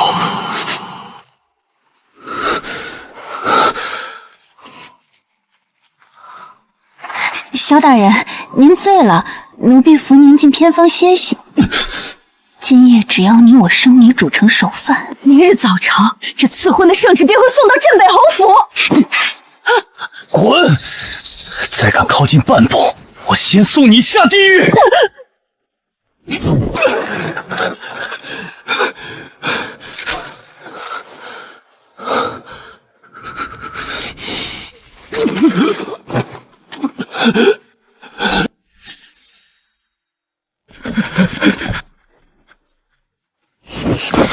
出什么事了？这般慌慌张张。是萧大人。大人把自己反锁在书房里，里头动静吓人，谁叫门都不应。带上家伙，跟我走。萧策，开门！你到底怎么了？给我劈开！快！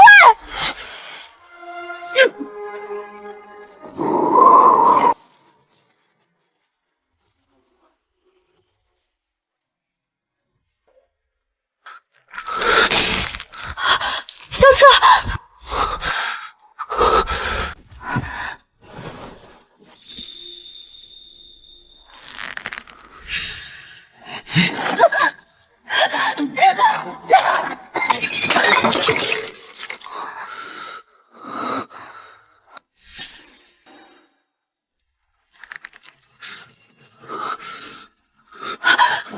萧策，你看清楚我是谁，你清醒一点。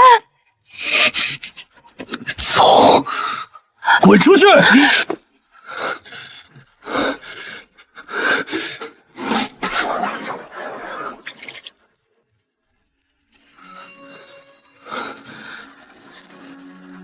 还愣着干什么？去打冷水来，越多越好。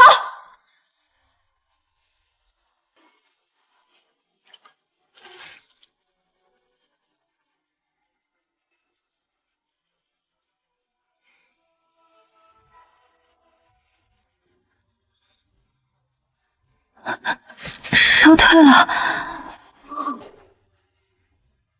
玉茹，我会对你负责。玉茹，我说到做到，定以正妻之礼迎你进门。萧大人要进刚拓，怕是烧糊涂了。你我之间谈不上负责二字。昨夜你为了救我，衣不解带守了一夜，难道你对我？昨夜救你是出于道义，说我今日点了头，应允了你，等于交出了我自己，从此被困在这侯府的高墙内，做一只养你鼻息的金丝雀。我刘玉茹绝不依附任何人而活。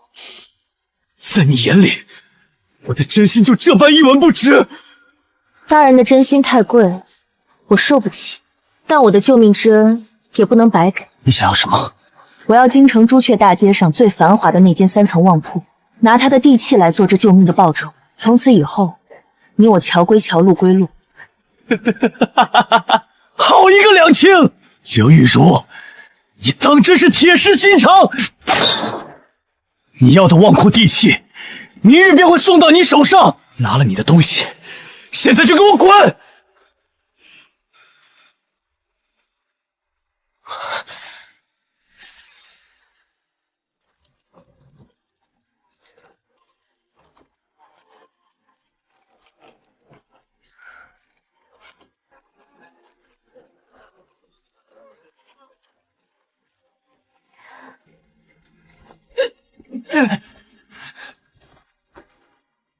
小心点儿，太后御赐的牌匾，若是磕碰掉了一点金漆，拿你们试问？这等漏洞百出的布防图也敢呈上来？滚出去重做！做不好，提头来见！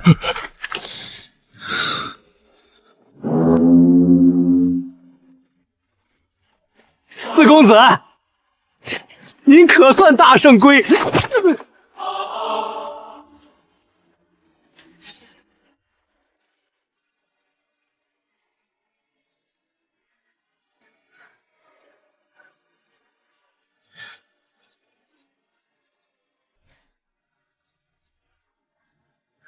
玉茹，我活着回来了。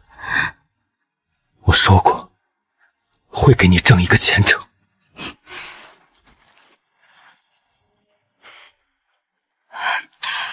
静儿，我的乖孙回来了。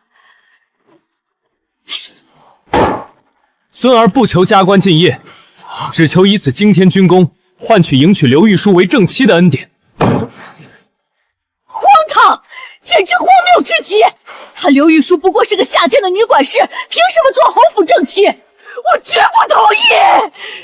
我拿命换来的军功，我自己做主。谁敢阻拦，我就把这御赐金牌砸碎在谁面前！你疯了！为了一个奴才，你要把侯府100年的颜面踩在脚底吗？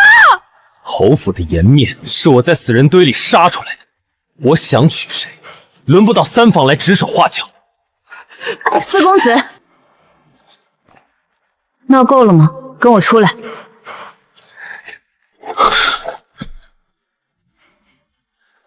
玉茹，你别怕他们，我有军功在手，就算把天捅破了，我也能护你周全，堂堂正正娶你进门。四公子，你收回刚才的话，我不怕他们，但我绝不会嫁给你。为什么？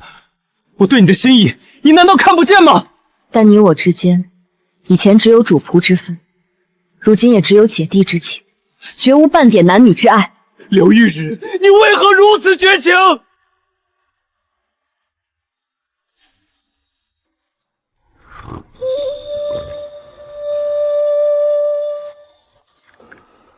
四公子，喝了吧。你放心，我萧敬拿得起放得下。既然你心意已决，我不强求。但有一句话我撂在这儿，今后谁敢动你一根汗毛，便是与我萧敬手中的兵权为敌。多谢四公子。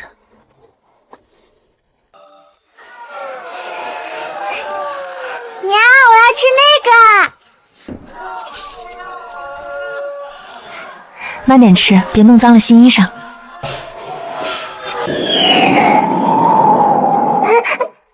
娘，冷。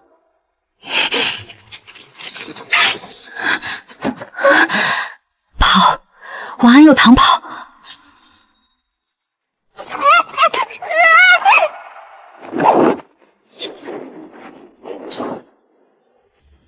洛洛已经安置好了。你一直跟着我，现在不是问这个时候。往城门走，别停！大公子，借势遇袭，冲着刘姑娘去的。传刑部，封四门，锁街巷，今夜一只苍蝇也不准飞出去。大公子有令，滚！再拦我，我连封锁线一块踏烂。分3路搜城，活要见人，死要见尸。前面没路了，顺着小路下去，有马。你先走，我断后。萧策，杀了世子，赏千金。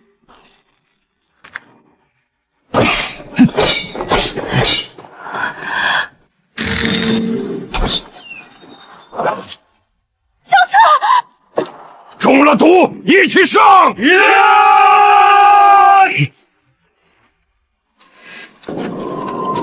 我不走，你必须走。这次我不会把你丢下。刘玉茹，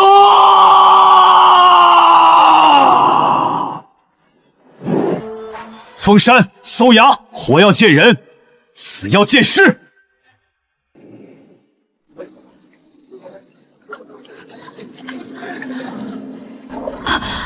萧策，萧策，萧策！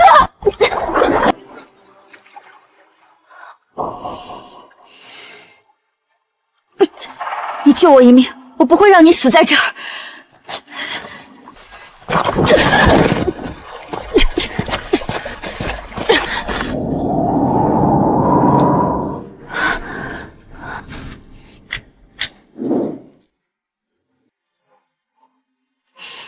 剑毒还在。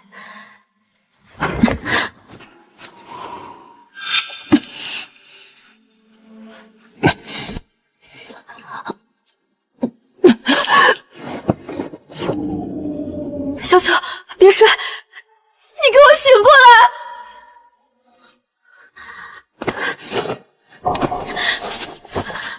你不是说这次不会把我丢下吗？那你就不准死！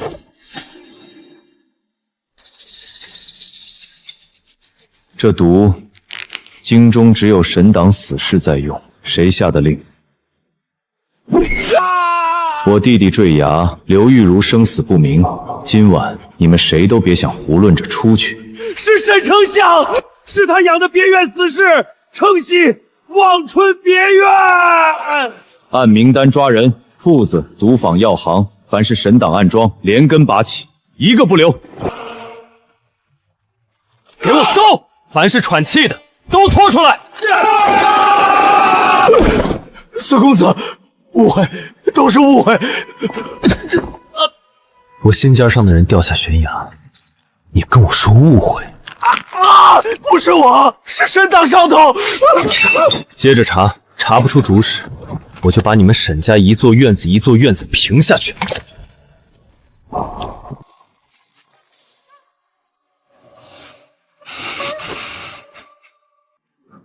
你替我吸了毒。你要是再不吸，我真撑不住了。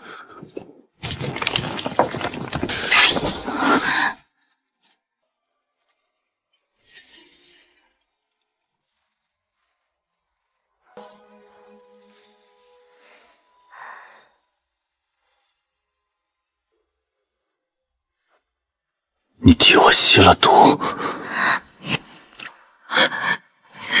你知不知道我昨夜有多怕？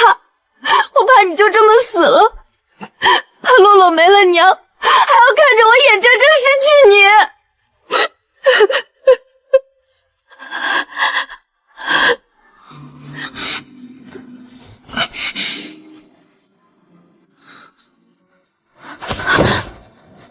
刘玉茹，你看着我。以前我退是怕侯府这滩烂泥脏了你，可你为了我连命都敢拼。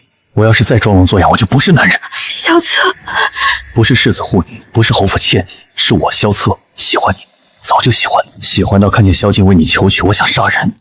喜欢到昨夜中箭那一瞬，我脑子里想的还是你不能出事。我一直告诉自己要清醒，要守分寸，可你掉下去的时候，我什么都顾不上了。小泽，我骗不了自己了。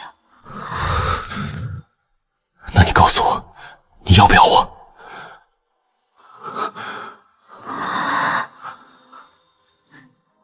要。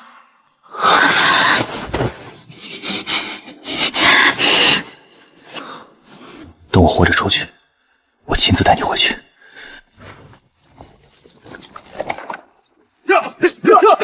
仔细搜，连石缝都别放过。玉茹，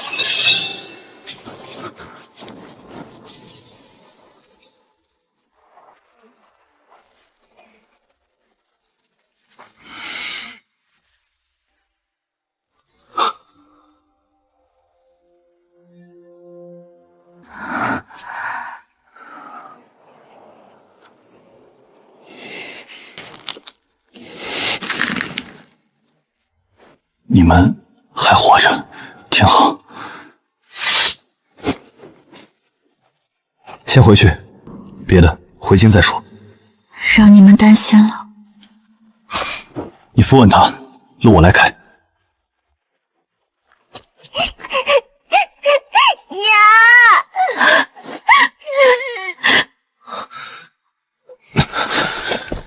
都监、死士、别院，我都查到了，沈家跑不了。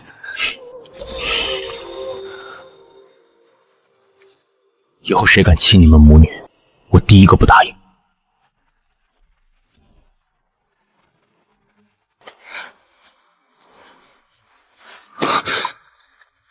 疼啊？不疼，只是怕一松手你又不见了。回京后，不回侯府，直接回宫请见皇上。是时候跟沈家清算总账了。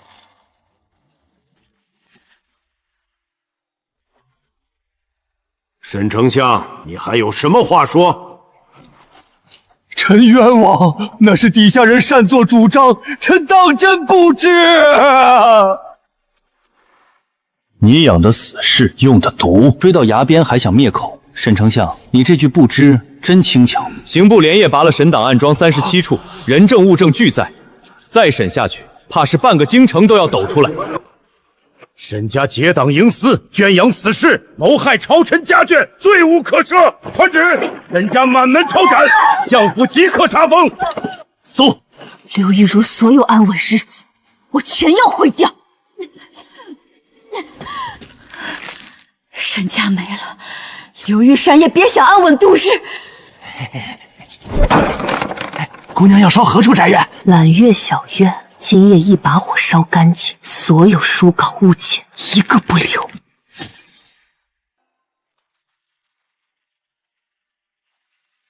野火！我倒要看看，没了这处安身之地，他还怎么风光得意？娘子，走水了！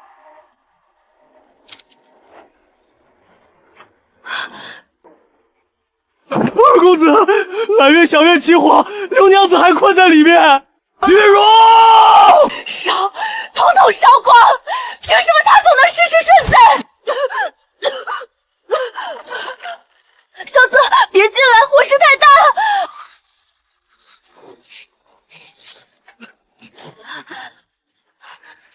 别说话，抓紧我！二哥，抓紧时机出来！大梁快打！你们一同葬身火海！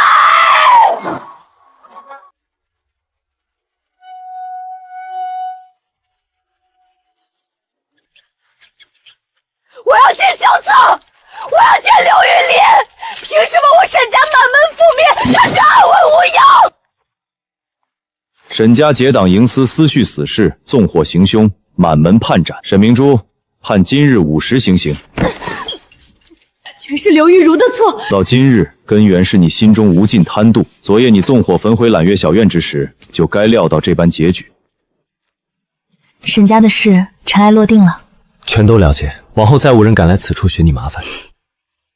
刘娘子，我们家中窘迫，想向您学习照料孩童记账的法子，拿不出酬谢。求学不必先论银钱，有心向学便可留下。学有所成，凭自身手艺谋生便是。太后懿旨，刘玉如深耕育婴笔记，造福民间女子，特赐玉匾，召刘玉如明日入宫觐见。刘娘子，我府中侍女不愿只困在内宅伺候，特送来此处，求您教记账，便是药材。若能学得一技傍身，往后他们不必依附旁人度日。揽月书不设门槛，但凡有心求学的女子，皆可入内。识字者教授账目，懂药理者传授看护之法。从今往后，女子不靠夫妇，凭手艺便能立身。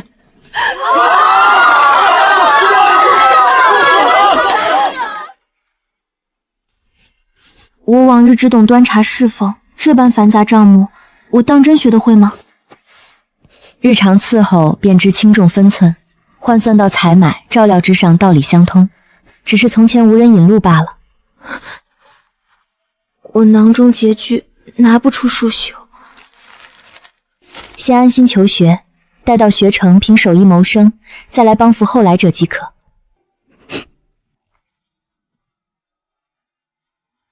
夜里寒凉，怎么还在此处久立？从前只盼安稳度日，只求自保，今日方知，女子亦可拥有独属于自己的立身之地。你亲手建起这揽月书屋，与万千女子立足底气，这份功业无人能及。明日入宫觐见，朝堂风波，人心算计皆不可测。你不必独自硬扛，你只管往前走，所有风雨我替你担下。只要我萧策尚在，永远是你最坚实的依靠。萧策，往后余生，有我护你。民女刘玉如拜见太后娘娘。今日叫你来是有件事。宫里每年都有年满放出的宫女和嬷嬷，她们在宫中伺候半生，出宫后无儿无女，无家可归。哀家想问你，安佑堂能不能收她们？民女求之不得。你答得倒快，他们年纪大了，做不得重活，在宫中做过，难免有些高傲。娘娘，宫中出来的嬷嬷最懂规矩礼仪，也懂照看人。安佑堂如今不只养孩子，还要教女子识字礼账、药理看护。若有这些嬷嬷做教引姑姑，到时候京中谁敢说不好？他们有住处，有月银，有体面；安佑堂有规矩，有名声，有底气。此事若成，便是两全。好一个两全！难怪萧策为了你连命都不要。传哀家懿旨，宫中年满放出的宫女嬷嬷愿入安佑堂者，由内务部登记造册，拨安置银。往后安佑堂教引一事，宫中可助一臂之力。玉如替他们谢太后娘娘恩典。娘亲怎么还不出来？栗子糕都要凉了。是糕快凉了，还是你快忍不住了？才没有呢。你们怎么来了？接你回家。娘亲，城南栗子糕，大家排了好久的队。很甜。宫里为难你了？不是为难，太后愿意让出宫的老宫女和嬷嬷入安佑堂做教引姑姑。安佑堂有宫中的人坐镇，也是稳了。我就知道你进一趟宫不会空手回来。你这是夸我还是笑我会算计？都不是，是觉得我眼光好。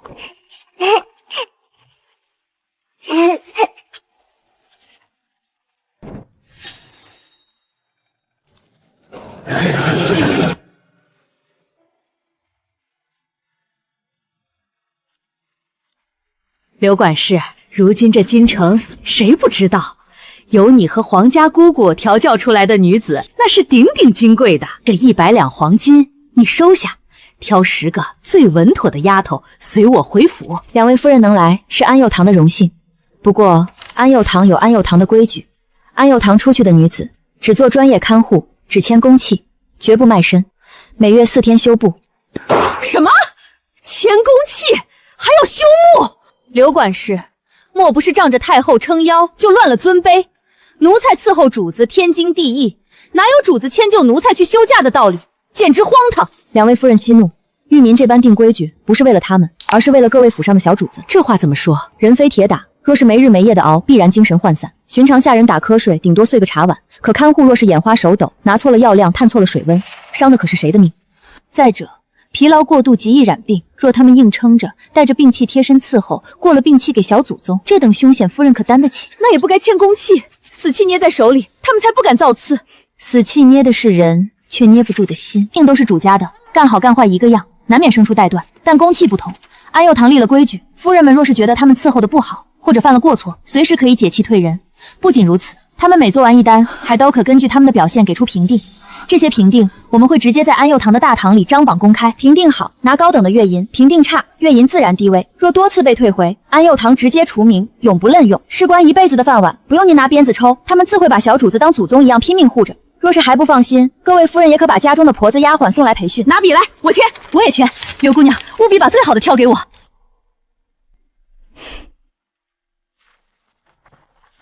夫人放心。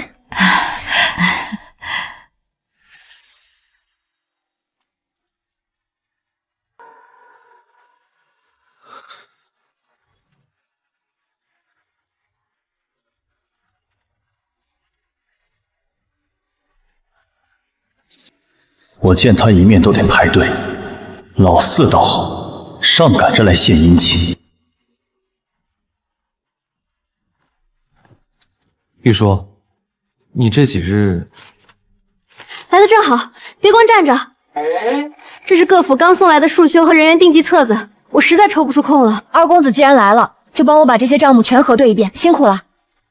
四公爷，后院那批新送来的棉布帮我验一下，千万别弄脏了。好嘞。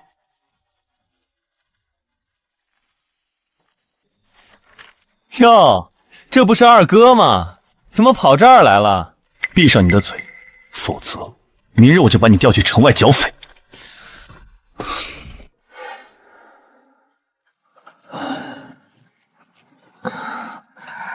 明日不许再这么连轴转了，账目我都核对清楚了，你回去泡个热水脚，早点歇着。今天多亏了你和四公哥，不然我真要分身乏术了。刘娘子跟我还客气什么？拉拉扯扯，成何体统？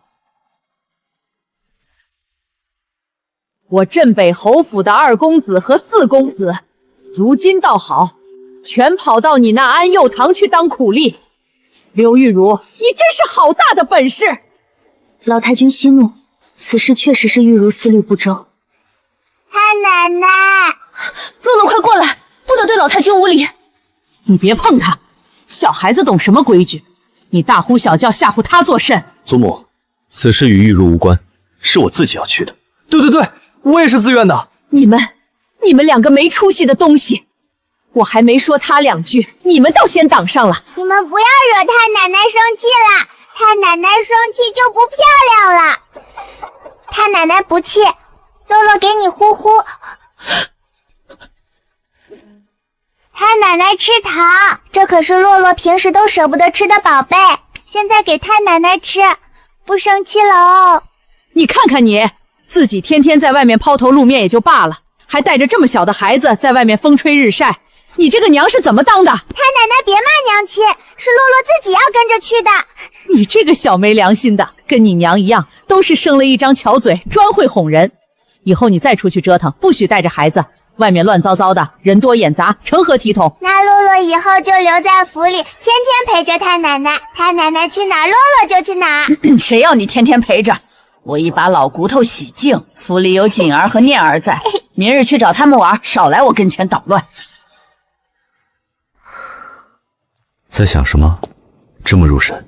在想安佑堂接下来的打算。玉茹，安佑堂的事已经稳妥，那我们的事也该有个定论了。我想娶你做我明媒正娶的妻子。萧策，你别开玩笑了。你知道我的身份，我是一个寡妇，还带着洛洛。我若嫁给你，外面的唾沫星子会把你、把整个镇北侯府淹死的。我萧策这么多年过来了，难道还会怕几句流言蜚语？可是老太君和侯爷绝不会同意的。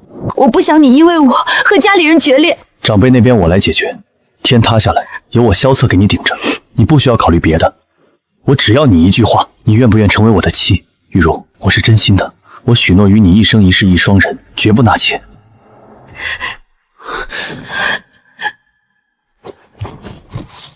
侧儿，你这是做什么？好端端的行什么大礼？祖母、父亲，儿子今日有一事相求，儿子想娶刘玉茹为妻，恳请祖母与父亲成全。好啊，刘娘子要是成了我二嫂，那简直是天大的喜事儿，我第一个赞成。二哥眼光极好，玉茹姐为人通透，配你这块冷石头刚刚好。玉茹行事稳重，确是个不可多得的贤内助。胡闹，简直是荒唐透顶！她刘玉茹是个什么身份？一个带着拖油瓶的寡妇。你堂堂镇北侯之子，未来前途无限，去娶一个寡妇做正妻，你让满朝文武怎么看我们家？侯府的脸面还要不要了？玉淑凭自己的本事拿到御赐金匾，堂堂正正，比那些虚有其表的世家贵女强上100倍。再说了，脸面最没什么用，又不能吃，又换不来媳妇。你这个逆孙，我看你是被迷了心智。我原以为他是个安分的，没想到竟把主意打到了你头上。祖母，是我主动求娶，与玉然无关。祖母，大夫说您是急火攻心，先把这利气的药喝了吧。拿走，我不喝。喝什么药？我这把老骨头干脆死算了。只要我还有一口气在，那个寡妇就休想进我镇北侯府的大门。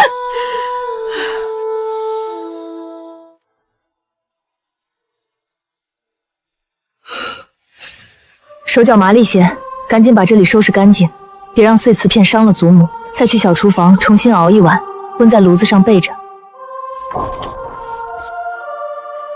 祖母，既然您在气头上，孙女便不来惹您心烦了。二哥那个脾气您是知道的，他认定的事儿10头牛都拉不回来，但您实在犯不上拿自己的身子置气。您先好好歇着。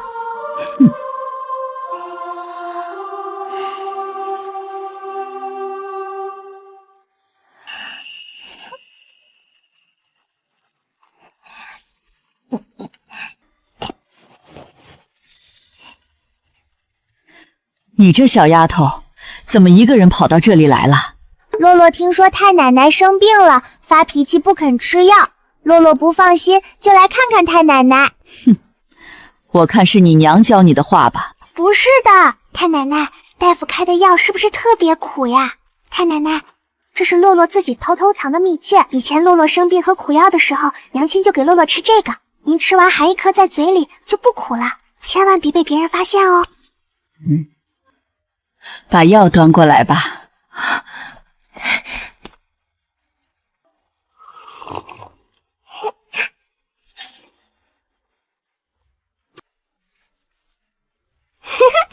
太奶奶好笨哦，又解不开啦。你这小机灵鬼，太奶奶老眼昏花了，手脚哪里比得上你麻利？萧策爹爹也这么说，平时萧策爹爹带我玩的时候也总是输给我呢。他可笨了，连个纸鸢都砸不好。太奶奶，您不喜欢娘亲，不想让娘亲和萧策爹爹成亲，是不是因为洛洛呀？谁教你的？小孩子家家的，别胡思乱想。如果是为了洛洛才让太奶奶这么生气，这么为难，那洛洛可以自己离开的。胡闹！你这丁点大的小丫头，离开家自己一个人能去哪儿？洛洛可以去浪迹天涯。说书先生说了，浪迹天涯就是走得远远的，再也不出现在大家面前。是不是只要没了我，太奶奶就不生气了？是不是就能让大家开开心心的在一起了？你这傻孩子，太奶奶怎么舍得让你走？什么浪迹天涯，那是苦命人才去的地方，你哪里都不许去。洛洛手里绝对没有拿甜甜的蜜藏，一颗都没有拿。我都还没问你手里藏了什么，你自己倒先招了，把手拿出来。娘亲跟你说过，太奶奶在病中喝药，绝对不能乱吃甜食，更不能把这种黏糊糊的东西带到太奶奶的床上来。娘亲，我……刘玉茹，你少在我屋里耍威风，是我自己要吃的，你吓唬孩子做什么？老太君，这蜜制的会冲撞了药性。娘亲，这大夫开的药太苦了，太奶奶每次喝完都皱眉头。洛洛只是想，如果嘴巴里有了甜甜的味道，太奶奶就能乖乖把药喝完，病就能好得快一点。好孩子，真的是好孩子。玉茹啊，你生了个好女儿，这孩子比咱们侯府里那些只知道木头人强上100倍。是玉茹指导无方，让老太君操心了。我这几天躺在张病榻上想了很多，我老婆子守了一辈子的门第和规矩，却差点把最难得的人心给弄丢了。侧儿是个死心眼儿，他认定了你，连命都可以不要。我若是再拦着，反倒成了拆散你们的恶人。你们的婚事，我老婆子点头了。怎么？哼，听说老太君那边刚松了口，你们3个就迫不及待的结伴跑来逼宫了。父亲息怒，儿子不敢逼迫父亲，只是想请父亲看清事实。这是侯府这2年的账目，昔日府里入不敷出，举步维艰，是玉茹力挽狂澜，才让侯府有了现在。父亲，您看看这个，这是当初我在那边疆九死一生时，是刘娘子签下的生死状，把我从鬼门关拉回来。没有她，咱们镇北侯府早就挂白帆了，哪里还有今日？父亲，玉茹姐创办安佑堂，连太后都亲赐了金版。她如今的名声、手腕和气度，哪一点比京中那些世家贵女差？玉茹对侯府有救命之恩，有再造之德。若侯府为了所谓的门第成简，忘恩负义，将她拒之门外，这才是真正的让天下人耻笑。求父亲成全二哥。都起来吧，去告诉侧儿，让他选个吉日，把3书6礼备齐。咱们镇北侯府娶亲，不能委屈了。您这是答应了？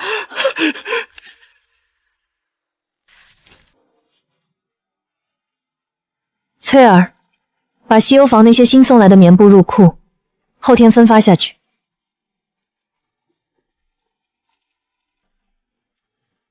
掌柜的，明日就是您大喜的日子了，这账啊，就留给底下的丫头们去算吧。咱们安佑堂上下给您备了一份天庄礼，大家的心意玉茹领了，礼就不必。掌柜的，这可不是买来的。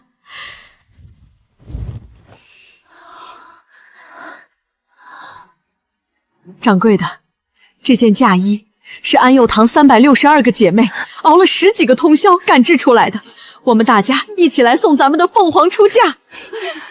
谢谢，谢谢大家，这是我这辈子收到的最贵重的礼物。娘亲不哭，娘亲穿上这个，一定是全京城最漂亮的新娘子。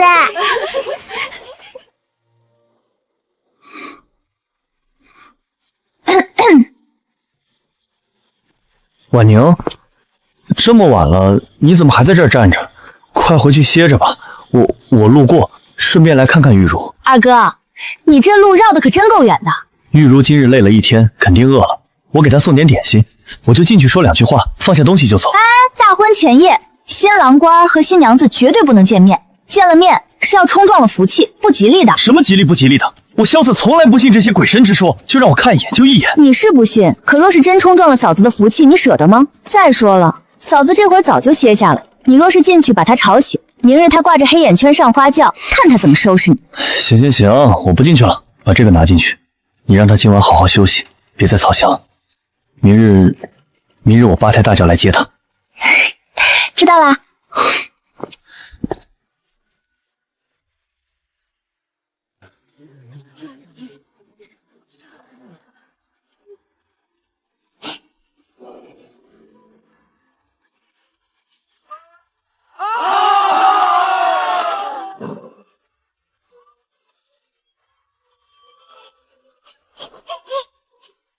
大家吃糖啦！我娘亲和我爹爹成亲啦！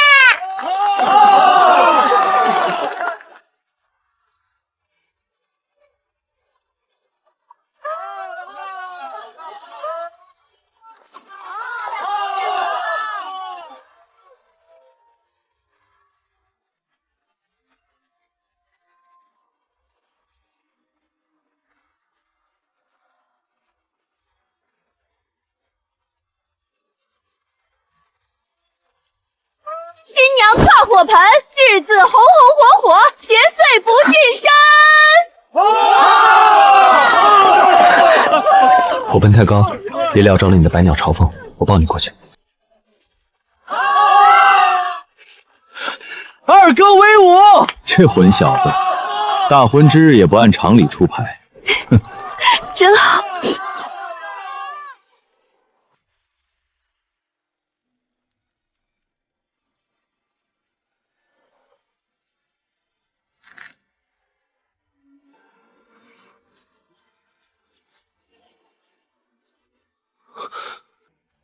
怎么，公子什么阵仗没见过，今日倒像个呆子。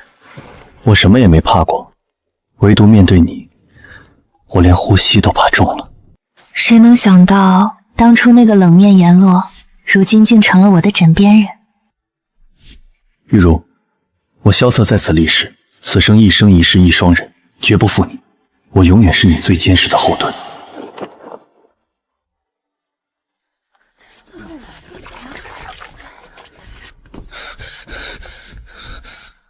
策儿，你别转了，转得我老婆子头晕。妇人生孩子都是要过这一关的。爹爹别怕，娘亲最勇敢了，肯定没事。恭喜侯爷，恭喜老太君，世子妃生了个大胖小子，母子平安。